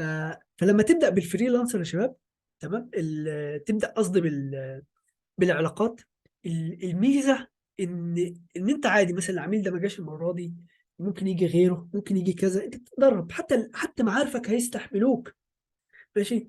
يعني معارفك دولت هيقدروا يطولوا بالهم عليك، ماشي. يعني عادي طول شويه تاخر شويه مش كذا، بتتفاوضوا في الفلوس، الدنيا حلوه، بتاخد وبتدي معاهم، فالدنيا سهله، على عكس الغريب. الغريب اللي ولا يعرفك ولا تعرفه، فيا عم ده خبته زي البتاع، ويقوم كاتب لك حاطط لك صفر في الموقع، اي حد يدخل يشوف بتاع الفيدباك ده خلاص ما عادش اصلا حد هيدي لك حاجه على الموقع. زائد ان الفريلانسر، آه الفريلانسر في زحمه كبيره جدا، في تنافس كبير جدا. على عكس العلاقات، انت بتلعب على الثقه بتاعه معارفك. تمام. يعني انت لما بتدخل في موقع الفريلانسر العميل بيدور على ايه؟ بيدور على اللي واخد مش عارف ريكومنديشن بتاع، واخد يعني تقييم كويس، تقييم عالي. فيبدا ان هو ايه، يشوف مين اللي واخد تقييم عالي ويديله. بس كتير من العملاء برضو واخدين بالهم وعارفين ان الموضوع ده كويس، ان في ناس بتخلي اصحابها يدخلوا يعمل لهم ريكومنديشن، وعشان ياخدوا نجوم كتيره او حاجات كتير او كده. فده بيحصل احيانا. ف فبرضو بعض اصحابي مثلا يجي عندهم شركات او كده، فاقول له انت ليه ما بتاخدش فريلانسر؟ يقول لي انا عايز واحد تحت ايدي، انا عايز واحد اعرف اوصل له، عايز واحد اعرف في اي وقت كده اجيبه واقول له تعالى انت عملت ايه وما عملتش ايه، ورحت فين وجيت منين. فوجود المنصه في النص ده مش كويس. فعشان كده دي بيبقى ميزه اكتر، الناس بتدور على الفريلانسر من العلاقات، من المعارف. حتى في الوظائف والله يعني بتشوفها كتير جدا، تلاقي مثلا ناس مقدمه الوظيفه او كذا او فرصه، فتلاقي الموضوع بالواسطه بشكل رهيب جدا. يعني بص، ده طبيعي، انا عايز اقول لكم ده طبيعي. في ناس احيانا يقول ده ظلم، في ناس تانية مؤهله في كذا في كذا. بس اصحاب البيزنس مش دايما بيفكروا بالاسلوب ده. وإن كان هو في بعض الاحيان غلط، مش كل الناس بتفكر بالطريقه دي طبعا. بس هو بيفكر في ايه؟ في حته الثقه. ماشي. انا واحد جاي مصمم جرافيك جميل وحلو زي الفل، وماشي، بس فلان بيشكر فيه جدا وفي اخلاقه، ممكن اجيبه في الشركه اصلا، يطلع الشخص ده اخلاقه وحشه ويبوظ لي المكان كله، وتلاقي ده بالشكل مع ده وده بالشكل مع ده، وده بيفتن يعمل لي فتنه في المكان. تمام. فلا، انا عايز واحد يكون واحد مرشحه ان هو كويس، اخلاقه مش عارف كذا كذا. ففي شو في العلاقات ديت يا شباب كنز، كنز لازم نستغله، ما نبصلهاش ان هي حاجه مش كويسه، لا، حاجه ان احنا لازم نعرف نستغلها بالطريقه الصحيحه. فالبدايه ما بتفضلش ان هي تكون في موقع فريلانسر، لان هي تحدي للمحترفين نفسهم. يعني واحد محترف يدخل، انا مثلا دخلت على اب وورك وفايفر وخمسات ومستقل. الموضوع بيحتاج مجهود كبير جدا، وهو محتاج اكبر، عايز مجهود اكبر بكتير جدا عشان تنجح فيه. مع ان انا خدت مثلا كورسات وخدت منتور شيب وخدت حاجات في الموضوع ده، بس المنافسه هناك ضخمه. ماشي. في ناس جابوا، هي برضو ارزاق في الاول في الاخر. في ناس على فكره كانوا طلبوا معانا وجابوا في مستقل وجابوا في خمسات، وجابوا شغل حلو جدا ما شاء الله، وجابوا تقييمات كويسه وبدايه قويه جدا. بس مش دايما النموذج ده موجود. في برضو قصص فشل كتير، طبيعي. انا من القصص ديت مثلا، انا ما عرفتش اجيب ولا عميل هناك، مع اني والله حطيت مجهود كبير، مش كبير قوي يعني كده كنت صادق. ماشي. بس انا ما انصحش بقى في البدايه. في البدايه محتاجه مجهود كبير. العلاقات اسهل. العلاقات العميل هيثق فيك علشان معرفته بيك. هناك مستني اصلا ان هو يشوف لك تقييم وانت ما عندكش تقييم. هتبدا تجيب واحد صاحبك تدفع له فلوس يدخل يعمل لك كومنت مش عارف ايه. لف طويله كده وموضوع شويه عايز مجهود. ما يفضلش انه يكون في البدايه. خلاصه ان في البدايه اعتمد على العلاقات، هي اقوى واسرع واحسن. تمام. طيب، ليه بقى لازم نبدا في التسويق بالمحتوى؟ يعني احنا قلنا التسويق الشخصي. التسويق الشخصي من اقوى الوسائل للتسويق الشخصي هي التسويق بالمحتوى. ايه التسويق بالمحتوى يا شباب؟ ان انا ابدا اقدم محتوى مفيد. تمام. او ممتع. مفيد او ممتع، الناس تتابعه، فتتابعني فتعرفني، فاكبر الدايره بتاعتي. موسى بيقول ان الموضوع فعلا عن طريق التزكيه من خلال عمله في موضوع الاعلان ودراسته فيها. فبيقول ان الموضوع التزكيه ده شيء اساسي، شيء مفروغ منه اصلا. يعني دي حاجه يا شباب فعلا، التجارب الحياه ممكن اللي مش عارفها يبدا يشوفها فعلا بعينيه. يعني انت بتلاقي فرص بتجيلك من موضوع التزكيه ده، او بتيجي للناس والله بطريقه عجيبه جدا. ممكن يبقى واحد معاه مؤهلات كثيره جدا، والله والله يعني ده شفته في مكان قريب. تمام. ان انا اقترحت، كنا في مكان معين بنعمل مهمه معينه، فهم جابوا فريق. فالفريق ده كان ضعيف جدا في الحاجه دي. يعني انا ببص على نفسي لقيتني مثلا انا وليكن مثلا 7 في الحاجه دي، واللي معايا مثلا واحد 3 وواحد مثلا واحد، ماشي. فتيجي تقول اقترح عليهم، طب انا اعرف فلان ممتاز جدا في الحاجه ده، هيخدمنا كلنا، هينجح العمل، عايزين نجيبه. لا والله احنا الموضوع عندنا عن طريق الايه، عن طريق التسكين. طب انا ما ينفعش طبعا انا ذكي، انا فاهم يزكيني اصلا. فالموضوع فعلا بيمشي بالطريقه دي بشكل كبير جدا. فحاول دايما انت تشغل نفسك، تكتر معارفك، تعمل علاقات. ومن اقوى وسائل العلاقات هتخدمك في ان هي اولا تخليك مشهور، تخليك معروف، تخلي الناس تحب تقرب منك، هي التسويق بالمحتوى. التسويق بالمحتوى فيه مقولة مشهورة جدا لبيل جيتس، بيقول المحتوى هو الملك، كونتنت از كينج. فعلا انت كل الناس بتحب المحتوى، الناس بتحب تتابع حاجة، الناس بتحب تتعلم حاجة، الناس بتحب تشوف حاجة مفيدة. فكل ما بيشوف حاجة مفيدة، كل ما يبدأ يكبس على الفولو، يكبس على اللايك، يكبس على الشير، تلاقي ان انت كبرت بسهولة جدا. وهو برضو طريقة مميزة جدا للتعلم واكتساب الخبرات. يعني ايه الكلام ده يا شباب؟ يعني انا النهارده بعمل محتوى عن ايه؟ مثلا عن التسويق بالمحتوى. عشان اعمل المحاضره دي، تمام، اول مره اعطيتها مثلا خالص، انا كنت عندي شويه معلومات في الموضوع ده، بس دخلت عملت سيرش، بحث فيديوهات بقى على اليوتيوب، كورسات، مش عارف كذا كذا، مقالات، قعدت اقرا يمين وشمال وفوق وتحت عشان اجمع المحتوى. جيت تاني مره اقولها، برضو بدات ابحث واعمل وكذا وكذا وكذا وكذا. تالت مره ببحث، انا نفسي بتعلم، يعني انا نفسي بتعلم. لو انا قاعد اصلا مش ورايا محاضره او حاجه، وعايز اتعلم الحاجه دهيت صراحه صراحه، او مش عارف مثلا هعمل فيديوهات. كنت جيت من فتره من الفترات عملت فيديوهات عن انواع اللوجوهات. انا كنت بعتبر انواع اللوجوهات 4، فعملت فيديوهات عن 8 انواع من انواع اللوجوهات، او 9 كمان، 3 4 5 6 7 8، 8 انواع. وكمان في انواع تانية كمان، تمام. فعرفت معلومات في نوع من دول، بس درست فيه كده دراسه اللوجو التايبوجرافي. كان فيديوهات هتلاقوها عندي على على الانستجرام. عملت فيه فيديوهين، وبصراحه وانا بعمل المحتوى ده لقيت فيه معلومات قيمه جدا، فتعلمت كتير جدا في الموضوع ده وانا بعمل المحتوى. انا بعمل كاروسيل مثلا عن ادوات بتساعد مصمم الجرافيك. فدخلت عملت سيرش، السيرش ده خد مني ساعه، اتنين، ربع ساعه، على حسب، مش مشكله. بس ده وقت اصلا انت محتاجه كمصمم جرافيك للتعلم بشكل اساسي. يعني انت كمصمم جرافيك بتحتاج تتعلم، صح؟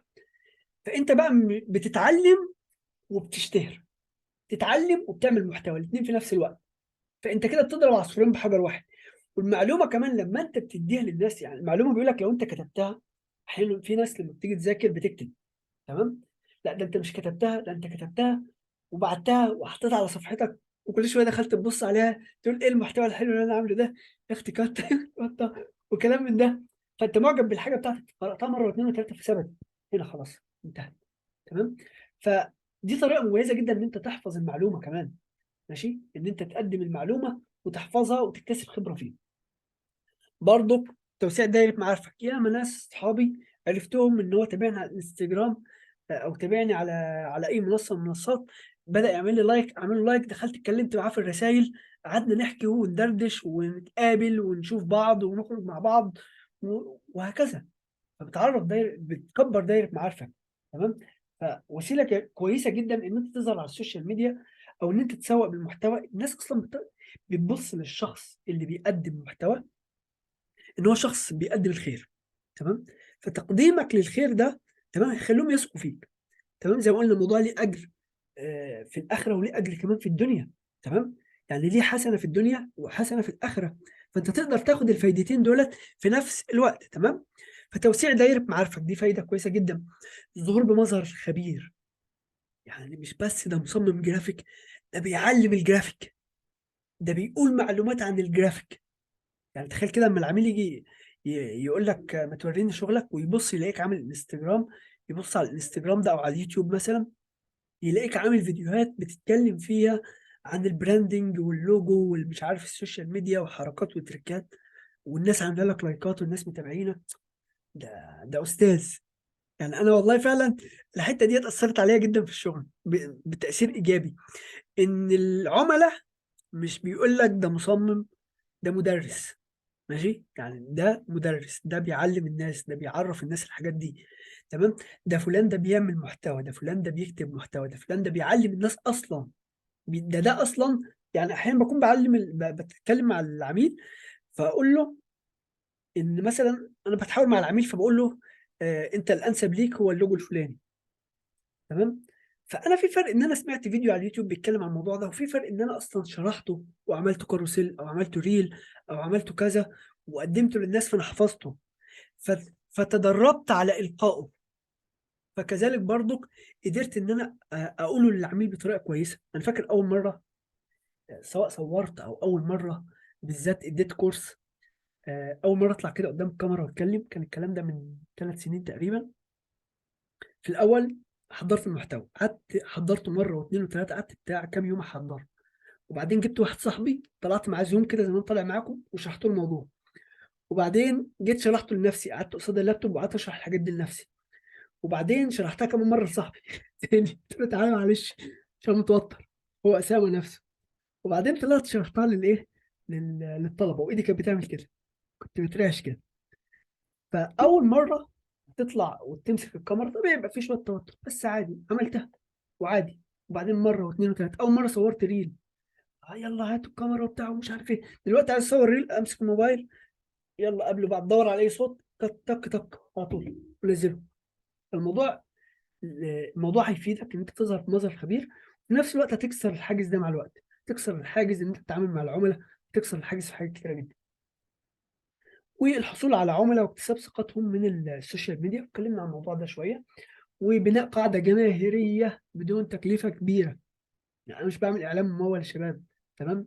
انا مش بعمل حاجه، انا بس في الاول ببدا انشر، والانستجرام عشان انا بنشر كل يوم، او اليوتيوب او تيك توك بيبدا يوصلني لعدد كبير. يعني انت خدها كده تحدي، قول انا هنشر 30 بوست، 30، اي حاجه، اي حاجه، حتى لو مش بالجوده. في دايما احفظوا الكلمتين دول، في دايما بيقول لك ايه لما تيجي تبدا في الموضوع ده قدامك حل من الاثنين، حاجه من الاثنين تركز عليه، يا اما الجوده يا اما الكميه. ماشي. يعني في ناس تلاقيه بينزل فيديو كل شهر، فيديو اجمد حاجه، تمام، بس هو خد في الفيديو ده شهر عشان يعمله ويطلعه بالشكل ده. ده ممكن. وفي طريقه تانية، ودي اكتر اصعب، دي اسهل طريقه تفشل بيها نفسك بالذات لو انت مبتدئ اصلا. ماشي. لان انت مهما تعمل هتلاقي الموضوع برضك مش جاي بالطريقه اللي انت متخيلها او اللي انت عايزها او اللي انت متصورها. فالطريقه التانية، لا انشر، ما تهتمش بالجوده، ما تهتمش خالص بالجوده. الجوده هتيجي امتى؟ الجوده هتيجي مع الوقت. انت بتنشر كتير، فالمره دي ايدي اتلعشت وانا بصور، المره الجايه مش عارف ظبطت الاضاءه، المره الجايه ظبطت الصوت، المره الجايه مش عارف ايه. فتلاقيك مع ال 30 فيديو اللي هم انت نشرتهم كده اي كلام دولت خلال الشهر او ال 10 او خلافه، خلال ال 30 ده هم هتلاقيك عند ال 30 وصلت الجوده اعلى من ان انت لو كنت قعدت طول الشهر، تمام، عشان تعمل فيديو واحد. وده فعلا اتعملت تجربه في كامبريدج، في جامعه كامبريدج، ان هم جابوا صفين من الطلبه وقالوا لواحد منهم ان انتوا هتيجوا في الاخر تطلعوا لنا مشروع واحد، كل واحد طلع مشروع واحد. والصف الثاني قال لهم انتوا تطلعوا 30 مشروع، تمام. وجم بصوا على النتيجه بتاعتهم، لقوا ان المشاريع بتاعت اللي طلعوا 30 مشروع ده هم، مع ان هم كانوا بيعملوا كتير ورا بعض كتير بدون تركيز على الجوده، طلعوا حاجات احسن من الباقي دول. لان الباقي دول يا عم ده لسه قدامي 30 يوم، ده شويه كده، ده حلو، لا زود حاجه. فما فيش تجربه، على عكس ان هو كل يوم انا لازم انزل، لازم انتج، لازم اعمل، تمام. فالكميه اهم بكتير جدا جدا جدا من الجوده. الجوده هتيجي مع الوقت، تمام، شويه شويه تزود، شويه تتحسن، تظبط الاضاءه، تجيب حاجه في السيت اب بتاعك، مش عارف تعمل كذا وهكذا. انا اول كاميرا صورت بيها بتاعت اللابتوب كنت باين شبح، ماشي، يعني حاجه كده، ولا اضاءه ظابطها ولا اي حاجه. شويه شويه، لا طب لو جبت اللابتوب كده وخليت الاضاءه في وشي هتبقى احسن. شويه شويه، طب لو جبت رينج لايت في المكان ده هيبقى احسن، تمام. شويه شويه، لا مش عارف، طب اجيب حاجه في السيت اب، طب اعمل كذا، طب اجيب مايك. كان في واحد صاحبي كل شويه يا ابني اشتري مايك، يا ابني الصوت، يا ابني الصوت وحش لان اللابتوب بعيد. ده كان بيأثر على حاجتين، انا بعلي صوتي قوي، تمام. تاني حاجه زوري بوجعني. تالت حاجه جوده الصوت كانت ضعيفه بالنسبه للطلبه، كل شويه علي صوتك يا استاذ، علي صوتك. بس بدات اللابتوب اللي كنت بادئ بيه كان ضعيف، كانته ضعيفه. والله مره كنت بشرح للطلبه عمل كراش عادي خالص.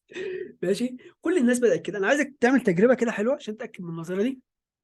يوتيوب، افتح يوتيوب وشوف اي قناه كده انت معجب بيها، وافتح اول فيديو هو نزله، اول فيديو هو نزله.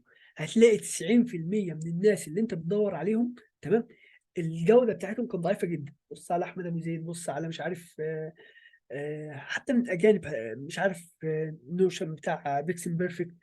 كل الناس دي تيجي تبص تلاقي شبح كده بيصور، ولا صوت ولا صوره ولا اضاءه ولا اي حاجه. بس بدأ شويه شويه، بدأ ينزل كتير كتير. تبص بقى على الترتيب تلاقي كل شويه بيزود، بيتحسن بيتحسن بيتحسن بيتحسن. في ناس تانية بيكون هو مستوى قوي في المجال بتاعه، يعني مثلا بيعرف يعمل مونتاج، بيعرف يصور، بيعرف يعمل كذا، فده عنده القدره اصلا ان هو يصنع محتوى قوي. فده ممكن يدور على الجزئيه التانية اللي هي بتاعت الجوده. بس انا بنصح الجميع حتى اللي بيعرف ركز على السرعه، لان الخوارزميات بتحب السرعه بتاعت الانستجرام او اليوتيوب او التيك توك، بتحب اللي بينزل على طول.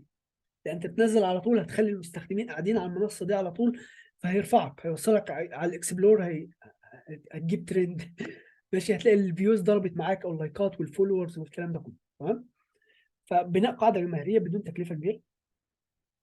ولو جينا بقى نعمل استراتيجيه، عايزين نعمل لنفسنا استراتيجيه كده عشان نسوق بالمحتوى، تمام. خلينا نبدا باهدافنا. انا عايز اسوق بالمحتوى، حلو، كلام جميل وزي الفل وجميل يا استاذ. اول حاجه حدد هدفك. انت عايز اولا هتبدا ولا مش هتبدا؟ بس خلينا واقعيين، اتفق كده مع نفسك دلوقتي، قول انا هبدا ولا مش هبدا. تبدا، هات ورقه وقلم، قول بقى ازاي هبني الجمهور. بص يا ابني، السوشيال ميديا فيها ناس معارف لينا، ماشي.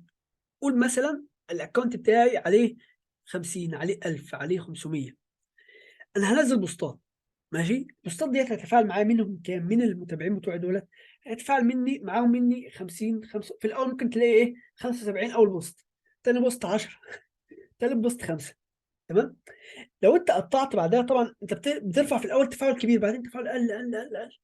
ما تبصش بقى للمتابعين بتوعك، امال بص بقى الخوارزميه هتعمل معاك ايه. الخوارزميه طول ما انت بتنشر مش هتطلعك بس المتابعين بتوعك، هتطلعك لناس تانية. هتبدا تلاقي لو دخلت حتى على الانستجرام هتلاقي في ناس غير متابعين بداوا يشوفوا المحتوى بتاعك. فهو بيبدا يطلعك للناس في اللغة، بس بشرط اساسي ان انت تستمر. انت تنشر على طول. طول ما انت بتنشر على طول كل ما انت بتطلع. طول ما انت واقف ما بتنشرش كل بوست كل شهر ومستني الفيوز تيجي، هتلاقي مره جاب لك 10. والله انا احيانا كده الاقي 10 فيو. المشكله شوف اللي بعده، ابقى حاجه تعبان عليها قوي واقول هي دي اللي هتكسر الدنيا. انا اقدر احيانا فيديو كده مش عارف كام ثانيه، حاجه كده ولا اضاءه ولا بتاع، وعملت كده وكده الاقي ضرب. فده عادي جدا، يعني عادي جدا ان الخوارزميات عايزاك بس تستمر. فكر في الاستمرار، ما تفكرش في الجوده قوي، تمام. الجوده حلوه، والمحتوى اللي انت بتنشره لازم يكون قيم مع الوقت، ماشي. يعني مره كده ومره كده، مره مش عارف ترند، مره حاجه انت بتقولها، مره كاروسيل، مره مش عارف ايه. نوع بين الحاجات دي. ايه اختار، يعني اول حاجه قول ازاي هبني الجمهور. إيه الحاجات ايه الطريقه الاستراتيجيه اللي انا اعملها ان انا هنشر كتير. ده اول حاجه، لازم استمراريه. اعمل جدول، بوستين كل يوم، ثلاثه كل بوست كل اسبوع، بوست كل شهر. اتفق مع نفسك ان في حد معين تمشي عليه. وانا افضل ان هو كل يومين او كل يوم بالكتير، يعني على الاقل خالص كل يومين او كل يوم، تمام. حتى لو الجوده مش اعلى حاجه بس استمر. تاني حاجه، يعني الجوده ما انا بقول ان هي مش اهم حاجه، بس مش اي بوست كده ورمي ورمي ورمي، لا انا بتكلم على حاجه برضو تستدعي ان الناس يعملوا لك لايك. في حاجات احيانا لو نشرتها الناس هيعملوا لك انفولو، فكده الخوارزميات يعني مش هتعبرك اصلا. يعني الخوارزميه لما تلاقي واحد شاف البوست بتاعك فقال مين اللي انا متابعه ده، انفولو على طول، تمام. وده بيحصل على فكره، يعني عادي ان في ناس بتعمل انفولو، بس لو النسبه كبيره جدا فاكيد مش هتطلع لك ده اكسبلور، اكيد يعني، تمام. فحاول برضو المحتوى يكون قيم. المنصات اللي هتختارها قلنا نبدا بالمنصات الموجود عليها المعارف. بعدين لو عندي قدره وعندي وقت ابدا ادخل اكتر تيك توك. يلا اولا ابدا بالانستجرام بشكل اساسي، تمام، لان الانستجرام الريتش بتاعه عالي، ممكن توصل فيه لعدد كبير جدا، واغلب الدول موجوده على الانستجرام. تاني حاجه، ابدا ان انت ادخل على ايه، على المنصات المختلفه. ايه المشكله تبقى موجوده على لينكد ان؟ تمام يا شباب، مفيش مشكله، المحاضره مسجله، تمام. ابدا ادخل على لينكد ان، ابدا ادخل على الفيسبوك، ابدا ادخل على المنصات دي كلها، تمام. تالت حاجه لماذا انا ببني الجمهور ده ليه؟ لازم تبقى عارف برضو كده انا بعمل الاستراتيجيه ديت عشان في الاخر يجي لي حاجه من الاثنين: متابعين كتير مهتمين بتعلم التصميم، ده واحد، دول هيعملوا قاعده. 2 هيجي برضو في وسطهم زباين. القاعده الجماهيريه ديت من المصممين اللي هيتابعوني علشان المحتوى بتاعي هيجي في وسطهم زباين كتير. تمام. الله يكرمك يا مهندس اسلام. تمام. اعرف المحتوى المطلوب. يعني انا هدفي دلوقتي عايز اوصل لقاعده جماهيريه من المصممين. المصممين دول بيحبوا ايه؟ المصممين بتوع الجرافيك اللي هم ممكن يعملوا لي فولو بيحبوا ايه؟ بيحبوا معلومات عن التصميم، اقدم لهم معلومات عن التصميم.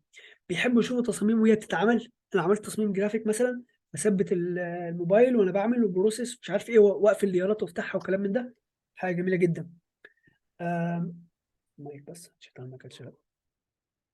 ايه كمان؟ فابدا اشوف هم عايزين ايه. تمام. بس اكتب بس كده هاشتاج. تمام. الهاشتاج ده اكتب فيه جرافيك ديزاين. حد عايز يتكلم يا شباب؟ ده ليه؟ يفتح مايك. فتح عن طريق. فابدا اشوف ايه المحتوى اللي هم عايزينه. اعمل بس هاشتاج فوتوشوب او تعلم الفوتوشوب بالعربي، اكتبه بالعربي كده وشوف الناس بتنشر ايه. وشوف البوستات اللي جاي لها لايكات كتير وريتش كبير، وابدا اعمل حاجات زيها. تمام. دي حاجه. برضو اعرف عملائك. العميل بتاعك عايز ايه؟ العميل هيجي معاه المحتوى. تمام. فالعميل برضو ايه اللي يخليه يثق فيا؟ لما يشوف شغلي الحلو، لما يشوفني بعلم الناس، لما يشوفني بعمل ايه. ده ممكن يخليه لما يلاقيني مثلا فاهم في الموضوع، بقدم معلومات، بقدم قيم في الجرافيك، بقدم اراء العملاء. ماشي. دي مهمه جدا للعملاء بتوعي. دي مش هتبقى مهمه يعني بلعب على الاثنين. انا بلعب على المصممين لانهم يعملوا قاعده جماهيريه وهيتابعوني واصحابي وحبايبي كل حاجه. وبلعب برضو ان العميل بقى لما يدخل على صفحتي ويتقابلوا صفحتي يلاقي اصلا عليها ايه. يلاقي عليها برضو حاجه تديله الثقه فيا كمصمم.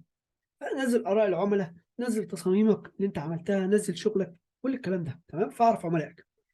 اوجد الطريقه المناسبه لهذا المحتوى. ماشي.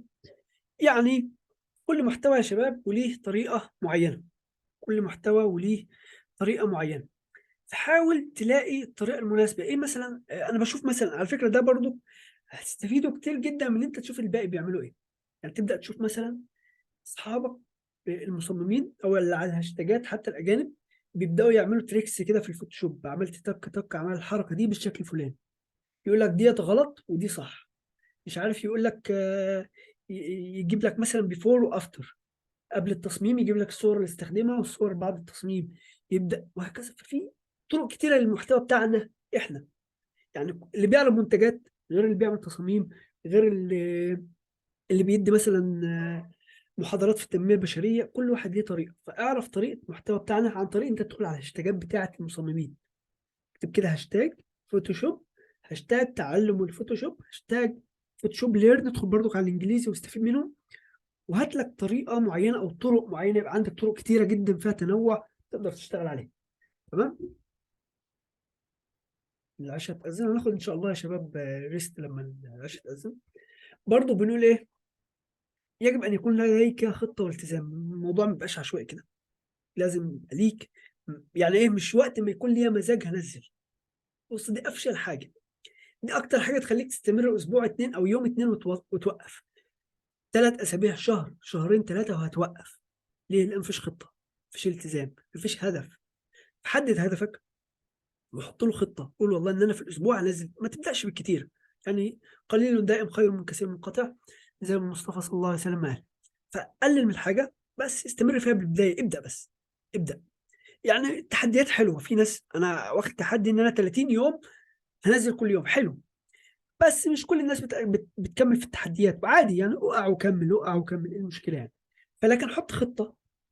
احسبها بالنسبه لوقتك، احسبها بالنسبه لمجهودك، احسبها بالنسبه لقدراتك، وابدا. توكل على الله. هتلاقيك والله استفدت كتير جدا جدا جدا فوق ما تتصور. نظم جهدك. نظم جهدك. ابدا اعمل مثلا نوتس. ابدا اتعلم مثلا اداه زي نوشن ترتب عليها التاسكات والمحتوى والكونتنت اللي هتعمله وهكذا، بحيث ان انت تبدا تنزله بترتيب معين. يبقى عندك الحاجات المكتوبه ورا بعضها. انا مثلا على نوشن شغال. بص نوشن ده برنامج فظيع للترتيب والتنظيم الانتاجيه. والموضوع ده قوي جدا. تمام. هتلاقوا ناس كتير جدا بتشرحه على اليوتيوب. اسمه نوشن. فلو قدرت تنظم جهدك وتنظم طريقه شغلك هتستفيد جدا جدا جدا. تمام. ده بالنسبه لان انت ايه تنظم شغلك. وكل فتره راجع حساباتك، شوف انت عملت ايه او انت كنت عايز تعمل ايه او ايه اللي انت عايز توصل له. تمام. وابدا نظم نفسك بحيث ان انت توصل اللي انت عايزه. انا عملت مثلا مشيت قلت انا هعمل 30 بوست مش عارف كذا وعملتهم وخلصتهم. نستنى الاذان يا شباب ونكمل بعد الاذان ان شاء الله. طيب. طيب يا شباب، قلنا ننظم جهدنا. تمام. اي اداه للانتاجيه مفيده جدا، حتى النوتس، استخدموا النوتس. تمام. الورق، اي حاجه بس تبقى الامور مرتبه. دفتر. تمام. بس ما تسيبش الموضوع عشوائي. يعني تبقى عارف ان انت عندك يوم السبت بوست كذا لحد يوم كذا، البوست الفلاني او الحاجه الفلانيه. انا هنشر يوم الثلاث البوست ده وكاتب المحتوى بتاعه. ما تسيبش نفسك لل... للزنقه اللي في الاخر ديت لاخر شويه، وتلاقيك وقتها قاعد بتجري وتلف حوالين نفسك ولسه هكتب بالكلام اللي هقوله او اللي هحطه في البوست ولازم انزله بكره. ده بيؤدي على طول للفشل يعني. ساعات يعني هو مش فشل، هو جزء من الموضوع، بس حاول تنظم. كل ما تنظم كل ما هتنجح اكتر. وكل فتره عيد حساباتك، ابدا شوف بقى، قيم الفتره اللي فاتت. انا نشرت 30 بوست. الحاجات دي هتفيدك. يعني مثلا انا باجي ابص مثلا لنفسي من السنه مثلا اللي فاتت، كان عندي على الانستجرام مش عارف مثلا حوالي 50 واحد كنت عامل اكونت ده جديد. تمام. دلوقتي مثلا خلاص داخلين في الألف. صحيح الألف مش كتير، بس هم بيقولوا أول ألف هي أسرع ألف، النمو بقى أسرع بقى أقوى. تمام.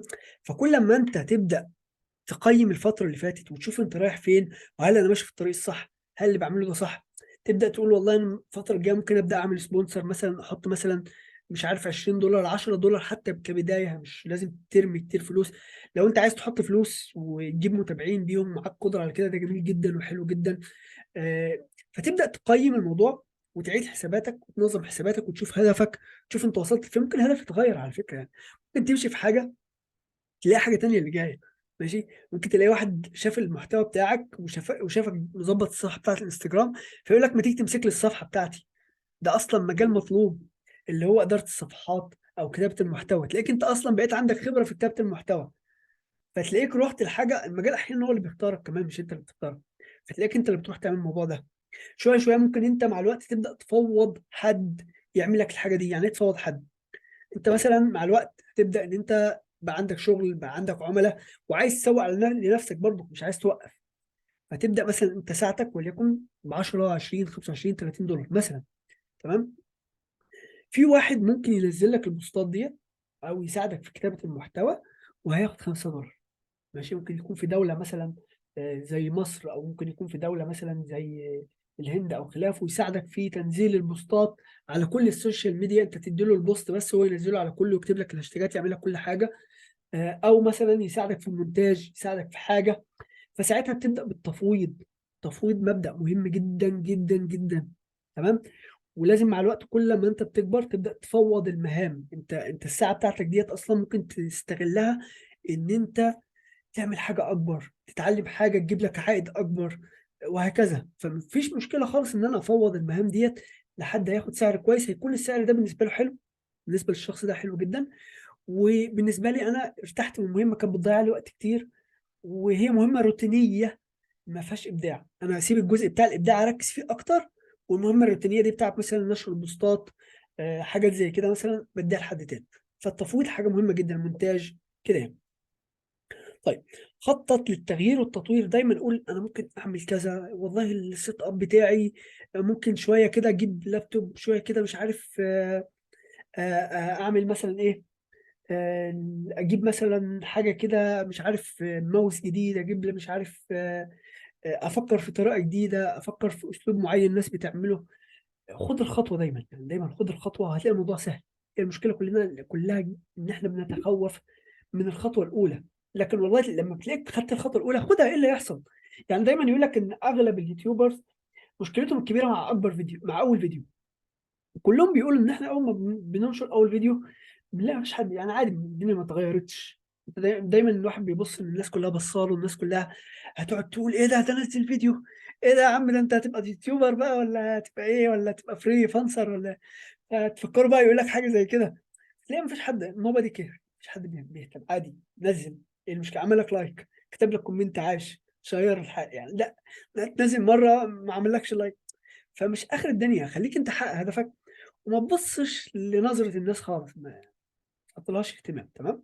طيب تعال بقى نقول شويه تريكات كده حلوه عشان نظبط الانستجرام بتاعنا والسوشيال ميديا بتاعتنا. اول حاجه حدد هويتك البصريه. يعني ايه؟ يعني مهم جدا لو انت هتنزل على الانستجرام، على الفيسبوك، على المنصات ديت، يبقى ليك الوان في التصاميم بتاعتك، في الريلز بتاعتك، في في الحاجات بتاعتك، بالذات لانك انت مصمم جرافيك، بالذات هايلايتس مش عارف ايه. فانت اختار لك لون، يعني انت كمصمم جرافيك عارف بقى ايه الرساله بتاعتك. الثقه يبقى ازرق، البرتقالي فريندلي، مش عارف الاحمر الطاقه والحيويه. تقدر تختار اي لون. شوف حتى الناس الكبار وقلدهم، يعني شوف اي حد عنده براند كبير وابدا قلد. يعني في كتاب كده اسمه ستيل لايك ارتست، يعني اسرق كفنان. تمام. ابدا قلد الناس، مفيش مشكله خالص في البدايه ان انت تقلد. في البدايه انت في البدايه شويه انت هتتطور، شويه هتلاقي هيبقى ليك اصلا اسلوبك الخاص. فمفيش مشكله لو انت شايف حد معجب باسلوبه تبدا تقلد، بس حاول تنوع الاماكن اللي انت بتقلدها. ده هيخليك تصنع اسلوبك الخاص. يعني ما تجيبش واحد هو ده عمل زي بالظبط، لا هات ده وده وده وده وده، خد من ده خد من ده خد من. كل الناس اصلا بتاخد من بعضها. يعني كل الناس عموما بتعمل انسبيريشن وتغذيه بصريه والهام من بعض، هيروحوا فين يعني؟ تمام. ممكن مع الوقت تبدا تجيب انت حاجه جديده، ماشي، لكن حدد الاول هويتك البصريه. صورتك الشخصيه. كتير من الشباب انا بعتب عليهم ان الصوره الشخصيه من بعيد. يعني الصورة الشخصية على السوشيال ميديا هو مصور نفسه وقاعد في تعالى مجد ماشي في الحديقة. تمام. قلت له كذا مرة أو حاجة زي كده. ده أصلا بيحطك في مكان إن أنت مش احترافي. تمام. طبعا كلام الجميع يعني. أو أنت متصور صورة حلوة وكل حاجة، بس من الكوتشي باين، عايز تبين الكوتشي وتبين راسك، فده مش حلو خالص نهائيا. تمام. لا، حاول تجيب صورة من قريب.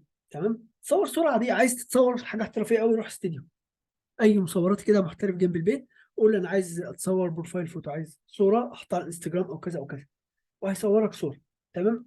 بمبلغ صغير مش كبير ولا حاجه، هيصورك صوره حلوه باضاءه احترافيه بكاميرا احترافيه، هتاخدها وتستخدمها. مش عايز اطبعها كمان، انا بس عايزها ايه، عايزها كده. هيبعتها لك على الايميل بتاعك. تصور الصوره ديت وتبدا تاخدها الصوره من هنا كده يا شباب. في ناس بتصور كده كمان، بس ما تبقاش بقى من تحت البطن. ليه؟ المشكله في الصور الشخصيه ان هي مش دايما بتبان كبيره. يعني مش دايما الشخص اللي مرتاحها بتبان كبيره، لا احيانا بتبان صغيره. ماشي. فانت لو الصوره دي قد كده مش هتبان. طب ما بالك بقى لو هي قد كده، مفيش ملامح ليها اصلا، مش هيبقى هو هيشوف بس نمله كده او حاجه صغيره. فانت قدر الامكان حاول تزوم على وشك في الصوره الشخصيه. ده هيبقى افضل بكتير جدا من الصوره تكون ايه، بعيده. تمام. فحاول الصوره تكون من هنا، تكون من هنا. تمام. كل ما تقرب كل ما تكون احسن. تمام. ده بالنسبه للصوره الشخصيه. اسم سهل. اليوزر نيم بتاعك. في حاجتين مهمين لازم تختارهم. في حتى في مواقع اسمها نيم تشيك او يوزر نيم تشيك.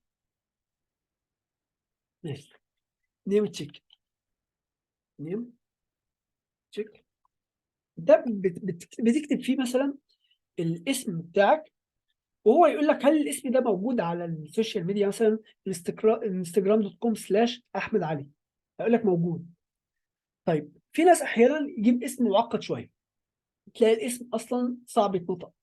المشكله بتحصل فين بقى؟ المشكله بتحصل ان هو لما بيجي مع العميل واقف معاه، وده بيحصل كتير، يقول له ما تجيب الانستجرام بتاعك، فيقول له ماشي اكتب. فمش هتبقى كلمه واحده تتقال، لا هيقول له اكتب ايه، دي اي دبليو اكس مش عارف كذا كذا اندر سكول. لا مش الاندر سكول دي، الشرط الثانيه اللي تحت 0 5 0 3. صعبه. على الاقل مثلا ما احمد مثلا محمود عامله احمد محمود احمد ديزاين ماركتنج، اسم جميل جدا. اقدر اي حد يقول اكتبه، هو طويل بس هو الان. لو لقيت حاجه اقل شويه مثلا مجد اندر سكول 5000، انا ما اعرفش مجد، كل ما اجي اكتب برضه انا بنتقد مجد عشان بحبه يعني. تمام. عشان هو عامل شغل رائع بصراحه على الانستجرام. فباجي اكتب اسمه دايما في الهاشتاج، ما بلاقيش اسمه، مش مجد اصلا. فبرجع ادور على اسمه علشان اقدر اضيفه، مثلا عايز اعمل له منشن او حاجه زي كده. فحتى احمد محمود قلت له في الاول كان عامل مش عارف احمد كينج. كلنا على الجروب حتى كنا بنعمل الموضوع ده بشكل جماعي مع بعض، ان احنا قعدنا نتناقش في الاسم اللي احمد يختاره كيوزر نيم، واختار اسم كويس وسهل. تاني حاجه ان الاسم ده يكون موجود على بقيه المنصات، يعني مش بس على الانستجرام، يكون نفس الاسم على اليوتيوب، على الفيسبوك، على كذا. فده على الموقع اللي هو نيم تشيك. تمام. مهم جدا في الموقع ده ان انت تبدا تشوف ايه، هل الاسم ده موجود على بقيه المنصات او كل المنصات ولا لا، فتقدر تختار اسم. ممكن يكون حاجه، ممكن مثلا على سبيل المثال احمد اندرسكول رقم، بس رقم سهل 2020 2023 مثلا، احمد ديزاين 5، احمد اندرسكول علي 3 مثلا، على سبيل المثال. بس سهل سهل ان انت تقوله لحد، في نفس الوقت موجود على كل المنصات. تمام. طيب، هو فوز حبيبنا يا عم تركي. طيب عندنا ايه كمان؟ عندنا البايو. البايو بتاعنا، البايو يا شباب مهم جدا ان احنا نكتب فيه كذا حاجه. ده مجد حبيبي يا عم. اول حاجه انت مين، تاني حاجه بتعمل ايه، تالت حاجه تقدر تقدم ايه للناس. تمام. انا مين؟ احمد علي، طبيعي ان اسمي يبقى موجود فوق. فبقول الاول متخصص في تصميم، مصمم جرافيك متخصص في تصميم السوشيال ميديا واللوجو ديزاين والهويات البصريه. ده اللي بقدر اعمله. بحب تصميم التدريس الجرافيك. اخر حاجه بعمله بقى حاجه اسمها كول تو اكشن. البايو بيكون مختصر قدر الامكان، يكون مختصر. تمام. وفي كول تو اكشن، يعني تابعني لو انت حابب كذا، ايه الخدمه اللي انت هتقدمها له، او ايه الفايده اللي هتحصل للشخص من متابعه حسابك. اكتبها هنا. تابعني لو عايز تعلمها، حابب تتعلم التصميم. تابعني لو حابب مش عارف تاخد معلومات عن الديزاين، حتى اي كلمه بقى باي صيغه انت عايزها. فاسمك، تخصصك، الكول تو اكشن في الاخر. تمام. الهايلايتس، يعني احنا مصممين جرافيك، في الهايلايتس دي بالنسبه لنا حاجه سهله جدا، شويه ايقونات من فلات ايكون وشويه كلمات. الهايلايتس ديت اللي هي الحالات اللي انت بتحطها للستوري، تقدر انت تضيف الحالات ديت على ايقونات ثابته فوق عندك في الاكونت، فالاشخاص يقدروا يدخلوا عليها في اي وقت ويشوفوها. تقدر مثلا تعمل حاجات للجرافيك، حاجات للوجوهات بتاعتك، غير ان هم موجودين تحت اصلا، مثلا كنت تكون نشرهم تحت، فتقدر تنشرهم برضو فين؟ في الحالات، في الهايلايتس. فبيكون شكلهم حلو وجميل. وتقدر تحط مثلا التستمونيالز بتاعت العملاء، اللي هي الاراء بتاعت العملاء، الخدمات بتاعتك، الاراء مش عارف كذا. تقدر تحط فيها حاجات كتيره جدا على حسب. تقدر تحط جزء برضو عن حياتك الشخصيه، يعني عادي انت تقول مثلا مي او بيرسونال او اي حاجه، تحط ايقونه ليك، وتحط مثلا الصور انت بتصورها. غاوي تصوير، تحط الفوتوغرافي، تعمل واحده فوتوغرافي، وهكذا، بحيث ان يبقى فيه ايه، يبقى فيه الاهتمامات بتاعتك موجوده في المكان ده. النصيحة دي مهمة جدا، وخسرتني كتير قوي، خسرتني وقت كتير جدا، وأخرتني جدا. ما تخليش أولويتك شكل حساب. ماشي. أنا سمعتها كتير بصراحة، وعارف إن هي صح، بس دايما الواحد بيحب شكل الانستجرام كده، بوست كده اللون ده، وبوست اللون ده، ومش عارف كذا والحاجات دي والحركات دي. بس ده بيعمل مشكلة كبيرة جدا. إن أنا مثلا دلوقتي جات لي فكرة الريل، فعايز أصوره، بس الترتيب إن النهاردة يكون صورة، بس الترتيب ان انا لازم اكمل السلسله اللي كنت ماشي فيها، بس الترتيب ان انا لازم انزل حاجه من اعمالي، عشان بيدمرك. ادخل كده على نايكي مثلا، على سبيل المثال، براند كبير جدا عليه فولورز بالملايين، هتلاقي البوستات بتنزل عادي كده بشكل عشوائي. فالاهتمام بالشكل، ان يبقى واحد احمر، واحد اصفر، واحد اخضر، ما تهتمش بيها.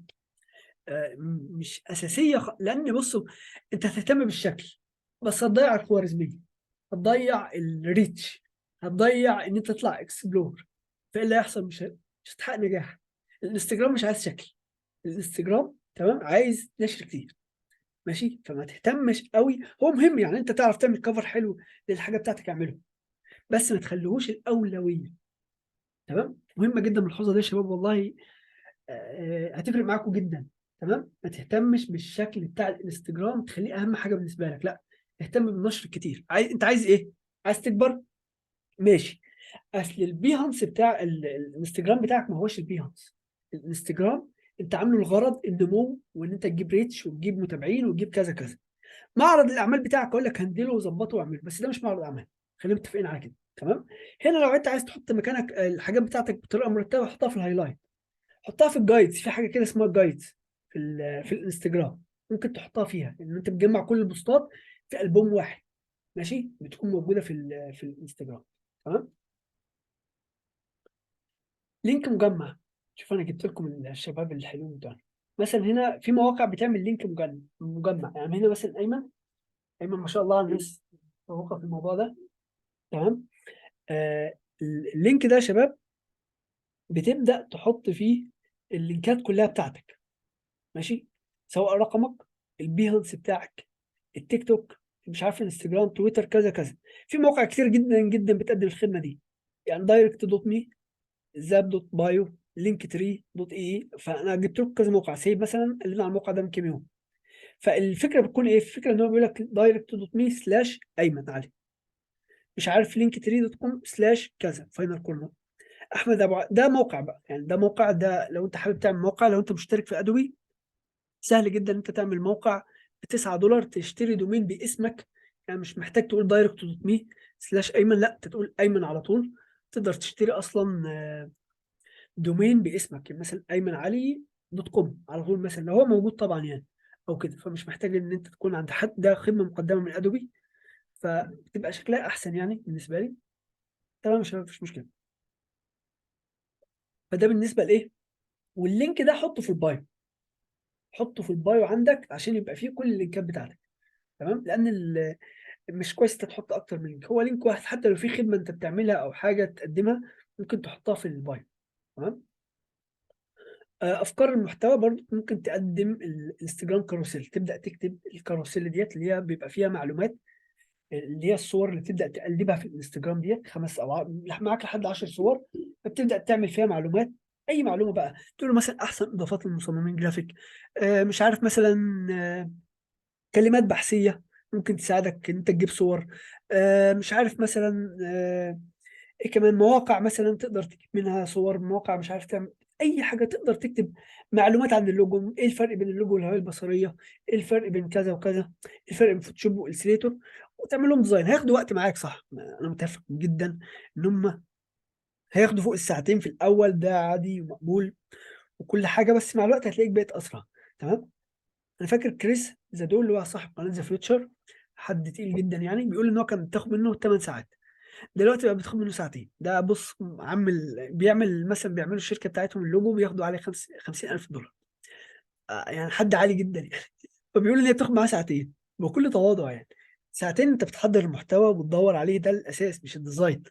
وبعدين تبدا تعمله ديزاين بشكل حلو. الموضوع ده على الاقل خالص كان بياخد منه 8 ساعات، بقى بياخد منه ساعتين. تمام. فعادي جدا ان هو ياخد وقت يعني. نزل شغلك مفيش مشكله يعني. خلي من البوستات اللي انت بتنزلها شغلك، تصاميمك نزلها. انا اول ما جيت ابتدي خالص كنت بصراحه ايه، الموضوع كان تقيل عليا شويه ان انا ابدا في الانستجرام وكده. فقلت ايه المشكله، ارمي الصور اللي انا عاملها على كبدايه. بدات انزل بوستات 1 2 3 4 5 6 7 8 ورا بعض كده كبدايه. طبعا ده مش احسن حاجه، بس خلي في تنوع. يعني نزل مره شغلك، نزل مره ريل، نزل مره كاروسيل، نزل مره مش عارف ايه. هتلاقي تنوع، مش هتلاقيك مضغوط. اليوم اللي بتزنق فيه بقوم جايب مثلا النهارده ما لحقتش اعمل حاجه، بقوم جايب الموبايل اي صوت ترند، 1 2 3 خلاص نزله، حط وصف هاشتاجات، السلام عليكم، خلصنا. تمام. ليه؟ ما لحقتش اصور، ما لحقتش اعمل، ما لحقتش اعد الحاجه، خلاص اتعامل. فده حاجه من الحاجات اللي ممكن تسد عندك زنقه او تخلصك في الموضوع ده. تمام. تتنزل ايه شغلك برضك. فويس اوفر ده مثلا من اعمال ايمن. خليني اشير الصوت.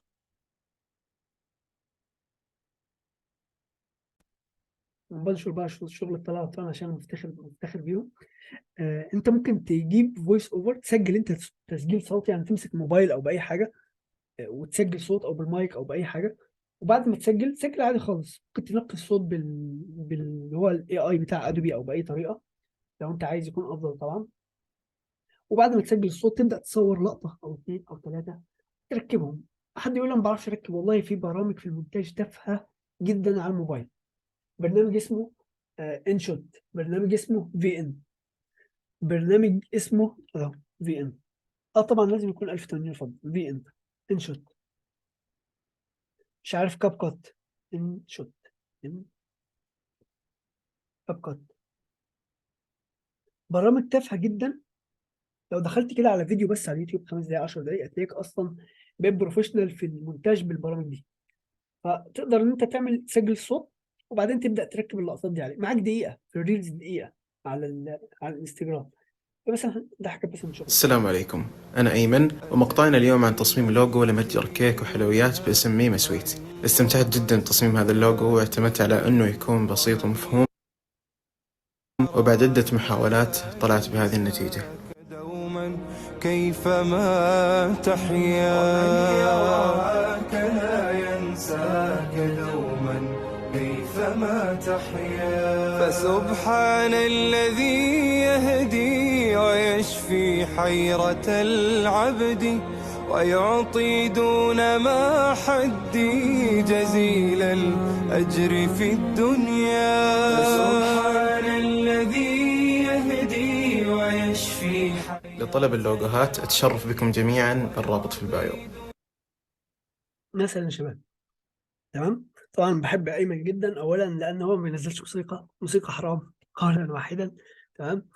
آه ف... فهي دي حاجه جميله جدا ان هو ما شاء الله على فكره، وجاب ريتش كبير جدا.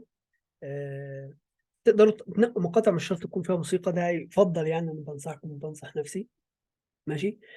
وجاب ريتش قوي جدا ما شاء الله، والقناه بتاعته كبيره، وجاب ما شاء الله دخل كويس من الموضوع ده، تمام. فاحنا برضو نقدر ان احنا نعمل زي ايمن، ناخده كانسبيريشن، تمام. مثلا حد تاني طريقه، حاجه تانيه ممكن تشرح افكت في برنامج اسمه كامتازيا.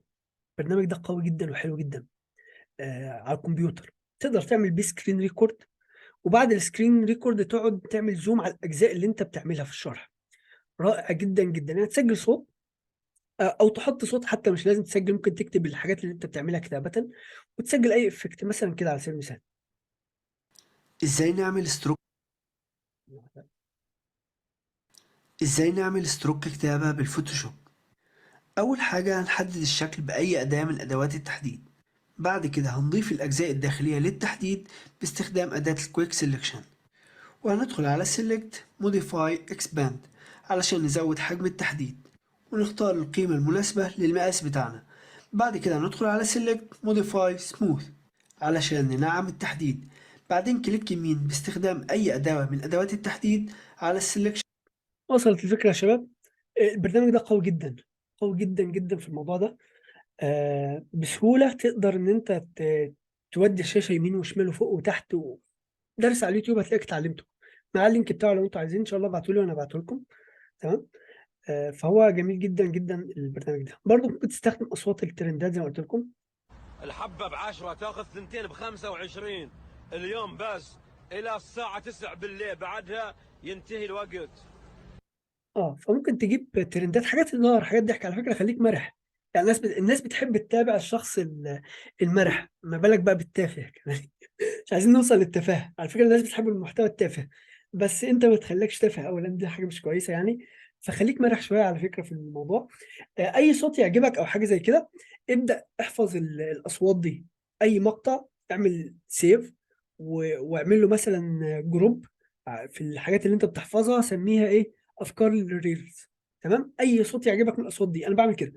على الانستجرام اي حاجه بتعجبني بقوم مسجلها وعامل جروب على الانستجرام مسميه اصوات افكار للريلز. ساعه ما بقى انا عايز دلوقتي اعمل ريل بصوت، ودي اكتر حاجه ممكن تشتغل عليها وبتجيب ريتش عالي جدا جدا على فكره. يعني مع الاستمرار ممكن تلاقيها متضاربه معاك في حاجه معينه. فتلاقي الافكار، اولا افكار ازاي تنسق الصوت ده. لو انت دخلت على الصوت نفسه بتشوف ناس كتير جدا مطبقينه، فتبدا تقول والله انا ازاي ممكن اطبق الصوت ده على التصميم. ممكن واحد مثلا مطبقه على حاجه معينه، واحد مثلا مطبقه على كذا، واحد مثلا مطبقه على كذا. لا ده خط، مش خط ايدي، ده خط برنامج. فونت على البرنامج أكيد مش خط يعني، تمام. ف... فتبدا تجي لك افكار، فتبدا ان انت تنزل حاجات كتير، فتبدا تجيب ريتش عالي، وهكذا. ممكن تنزل اصلا 30 واحد ولا خدوا مجهود ولا خدوا وقت ولا خدوا حاجه بالشكل ده، تمام.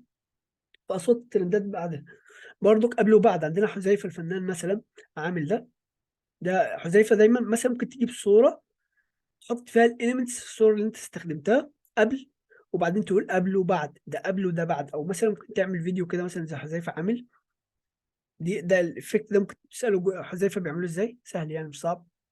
فده قبل وبعد مثلا، أو حاجه زي كده. بص ابدا، والله ابدا. بس يعني انت مجرد ما تبدا هتلاقي الدنيا بتتحسن والدنيا بقت حلوه ومية مية. فممكن تجيب الديزاينات بتاعتك، الصور اللي انت استخدمتها قبل وبعد، تمام. ممكن نقول ايه كمان؟ اخر حاجه يعني خلصنا ان شاء الله. تعمل جدول بس للنشر وتمشي عليه، ما تخليش الموضوع عشوائي. تمام. وشكرا لكم، اتمنى تكونوا استفدتم يا شباب، اتمنى ما اكونش طولت عليكم، ما بصيتش للساعه خالص على فكره، فعدينا قد ايه؟ يعني ساعه وتلت، ف بقالنا كتير. فاتمنى تكونوا استفدتم ان شاء الله. حد عنده اسئله او استفسارات انا معاكم يعني، قولوا لي. انا بحب فقره الاسئله لان هي بتطلع حاجات حلوه كده، لو في حاجه انتوا عايزينها. اتفضل اتفضل اتفضل يا براء. عفوا أستاذي، بفقرة تنظيم الجهد قلت لنا شغلة اسمه الموشن أو هيك، نوشن، ما طريقه فهمتها نوشن. كثير. بس يا واحده اعمل شير. نوشن. ده نوشن. لو دخلت على اليوتيوب مثلا وكتبت نوشن، ممكن تشوف حد عربي اسمه احمد ابو زيد.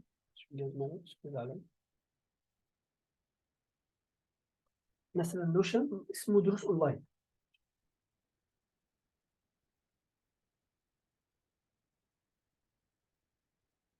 مثلا ده واحد من اللي بيشرحوه. تمام. انما الموضوع ليه دروس كتيره جدا وليه كورسات كتيره جدا. فهو بيتكلم هنا احمد عن الاداء، يعني مثلا انا هنا في المحتوى، دي محاضره النهارده مثلا منظمه بالشكل ده، فده مثلا المحتوى على سبيل المثال. فانا ببدا انظم السكريبتات بتاعتي بالشكل ده. طبعا الكلام ما يجيبش نوشن خالص.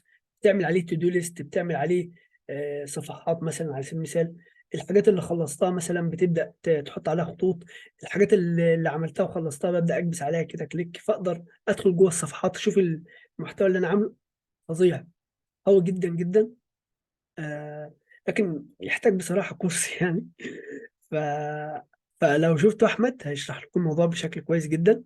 هو عامل لي كورس برضه على فكره، لكن هو المحتوى اللي النوشن على اليوتيوب كتير جدا، بالذات لو انجليزي كمان على فكره. لو انجليزي هتلاقوا فيه كورسات ليه كتير جدا وحاجات كتير. دي مجرد اداه من الادوات، انت ممكن تستخدم ورقه وقلم. يعني كان في واحد اسمه علي على اليوتيوب، مش فاكر اسمه علي ايه، مشهور جدا بتاع الكتب والحاجات ديت. قال انا بحب الورقه والقلم، نوشن حلو وجميل وكل حاجه، بس بحب الورقه والقلم. فهي طريقه لزياده الانتاجيه او تظبيط الانتاجيه، والموضوع ده ان شاء الله قريبا ان شاء الله زحمه. بس الشباب علي وكتاب بالظبط. فان شاء الله اقول لكم موعد مرة باذن الله. حد عنده اسئله يا شباب؟ اي اسئله بخصوص الله يكرمك، تسلم يا فيصل. اي اسئله بخصوص طب يا أستاذ أحمد، لازم أول شيء السلام عليكم. عليكم السلام يا حاج مهند، اتفضل. لازم صورة شخصية. لازم صورة شخصية. انت ولا عارف ما نخليها عن الموضوع؟ انا تعبت قد ايه عشان اشوفك يا مهند. احنا قعدنا سنه تقريبا نطلب منك الصوره. أنا أرسلت بس. ارسلتها مره يعني، فنزل صوره شخصيه برضه. انت مكسوف ليه يا عم؟ انت عسل يا عم. الله يكرمك يا براء، تسلم. يعطيك العافية. الله يعطيك العافيه يا مهند، تسلم. حد يا شباب عنده حاجه؟ الله يسعدكم يا شباب. بس اتمنى تكونوا استفدتم. نختم ان شاء الله. سبحانك اللهم وبحمدك، نشهد ان لا اله الا انت، نستغفرك ونتوب اليك. السلام عليكم يا شباب، في امان الله.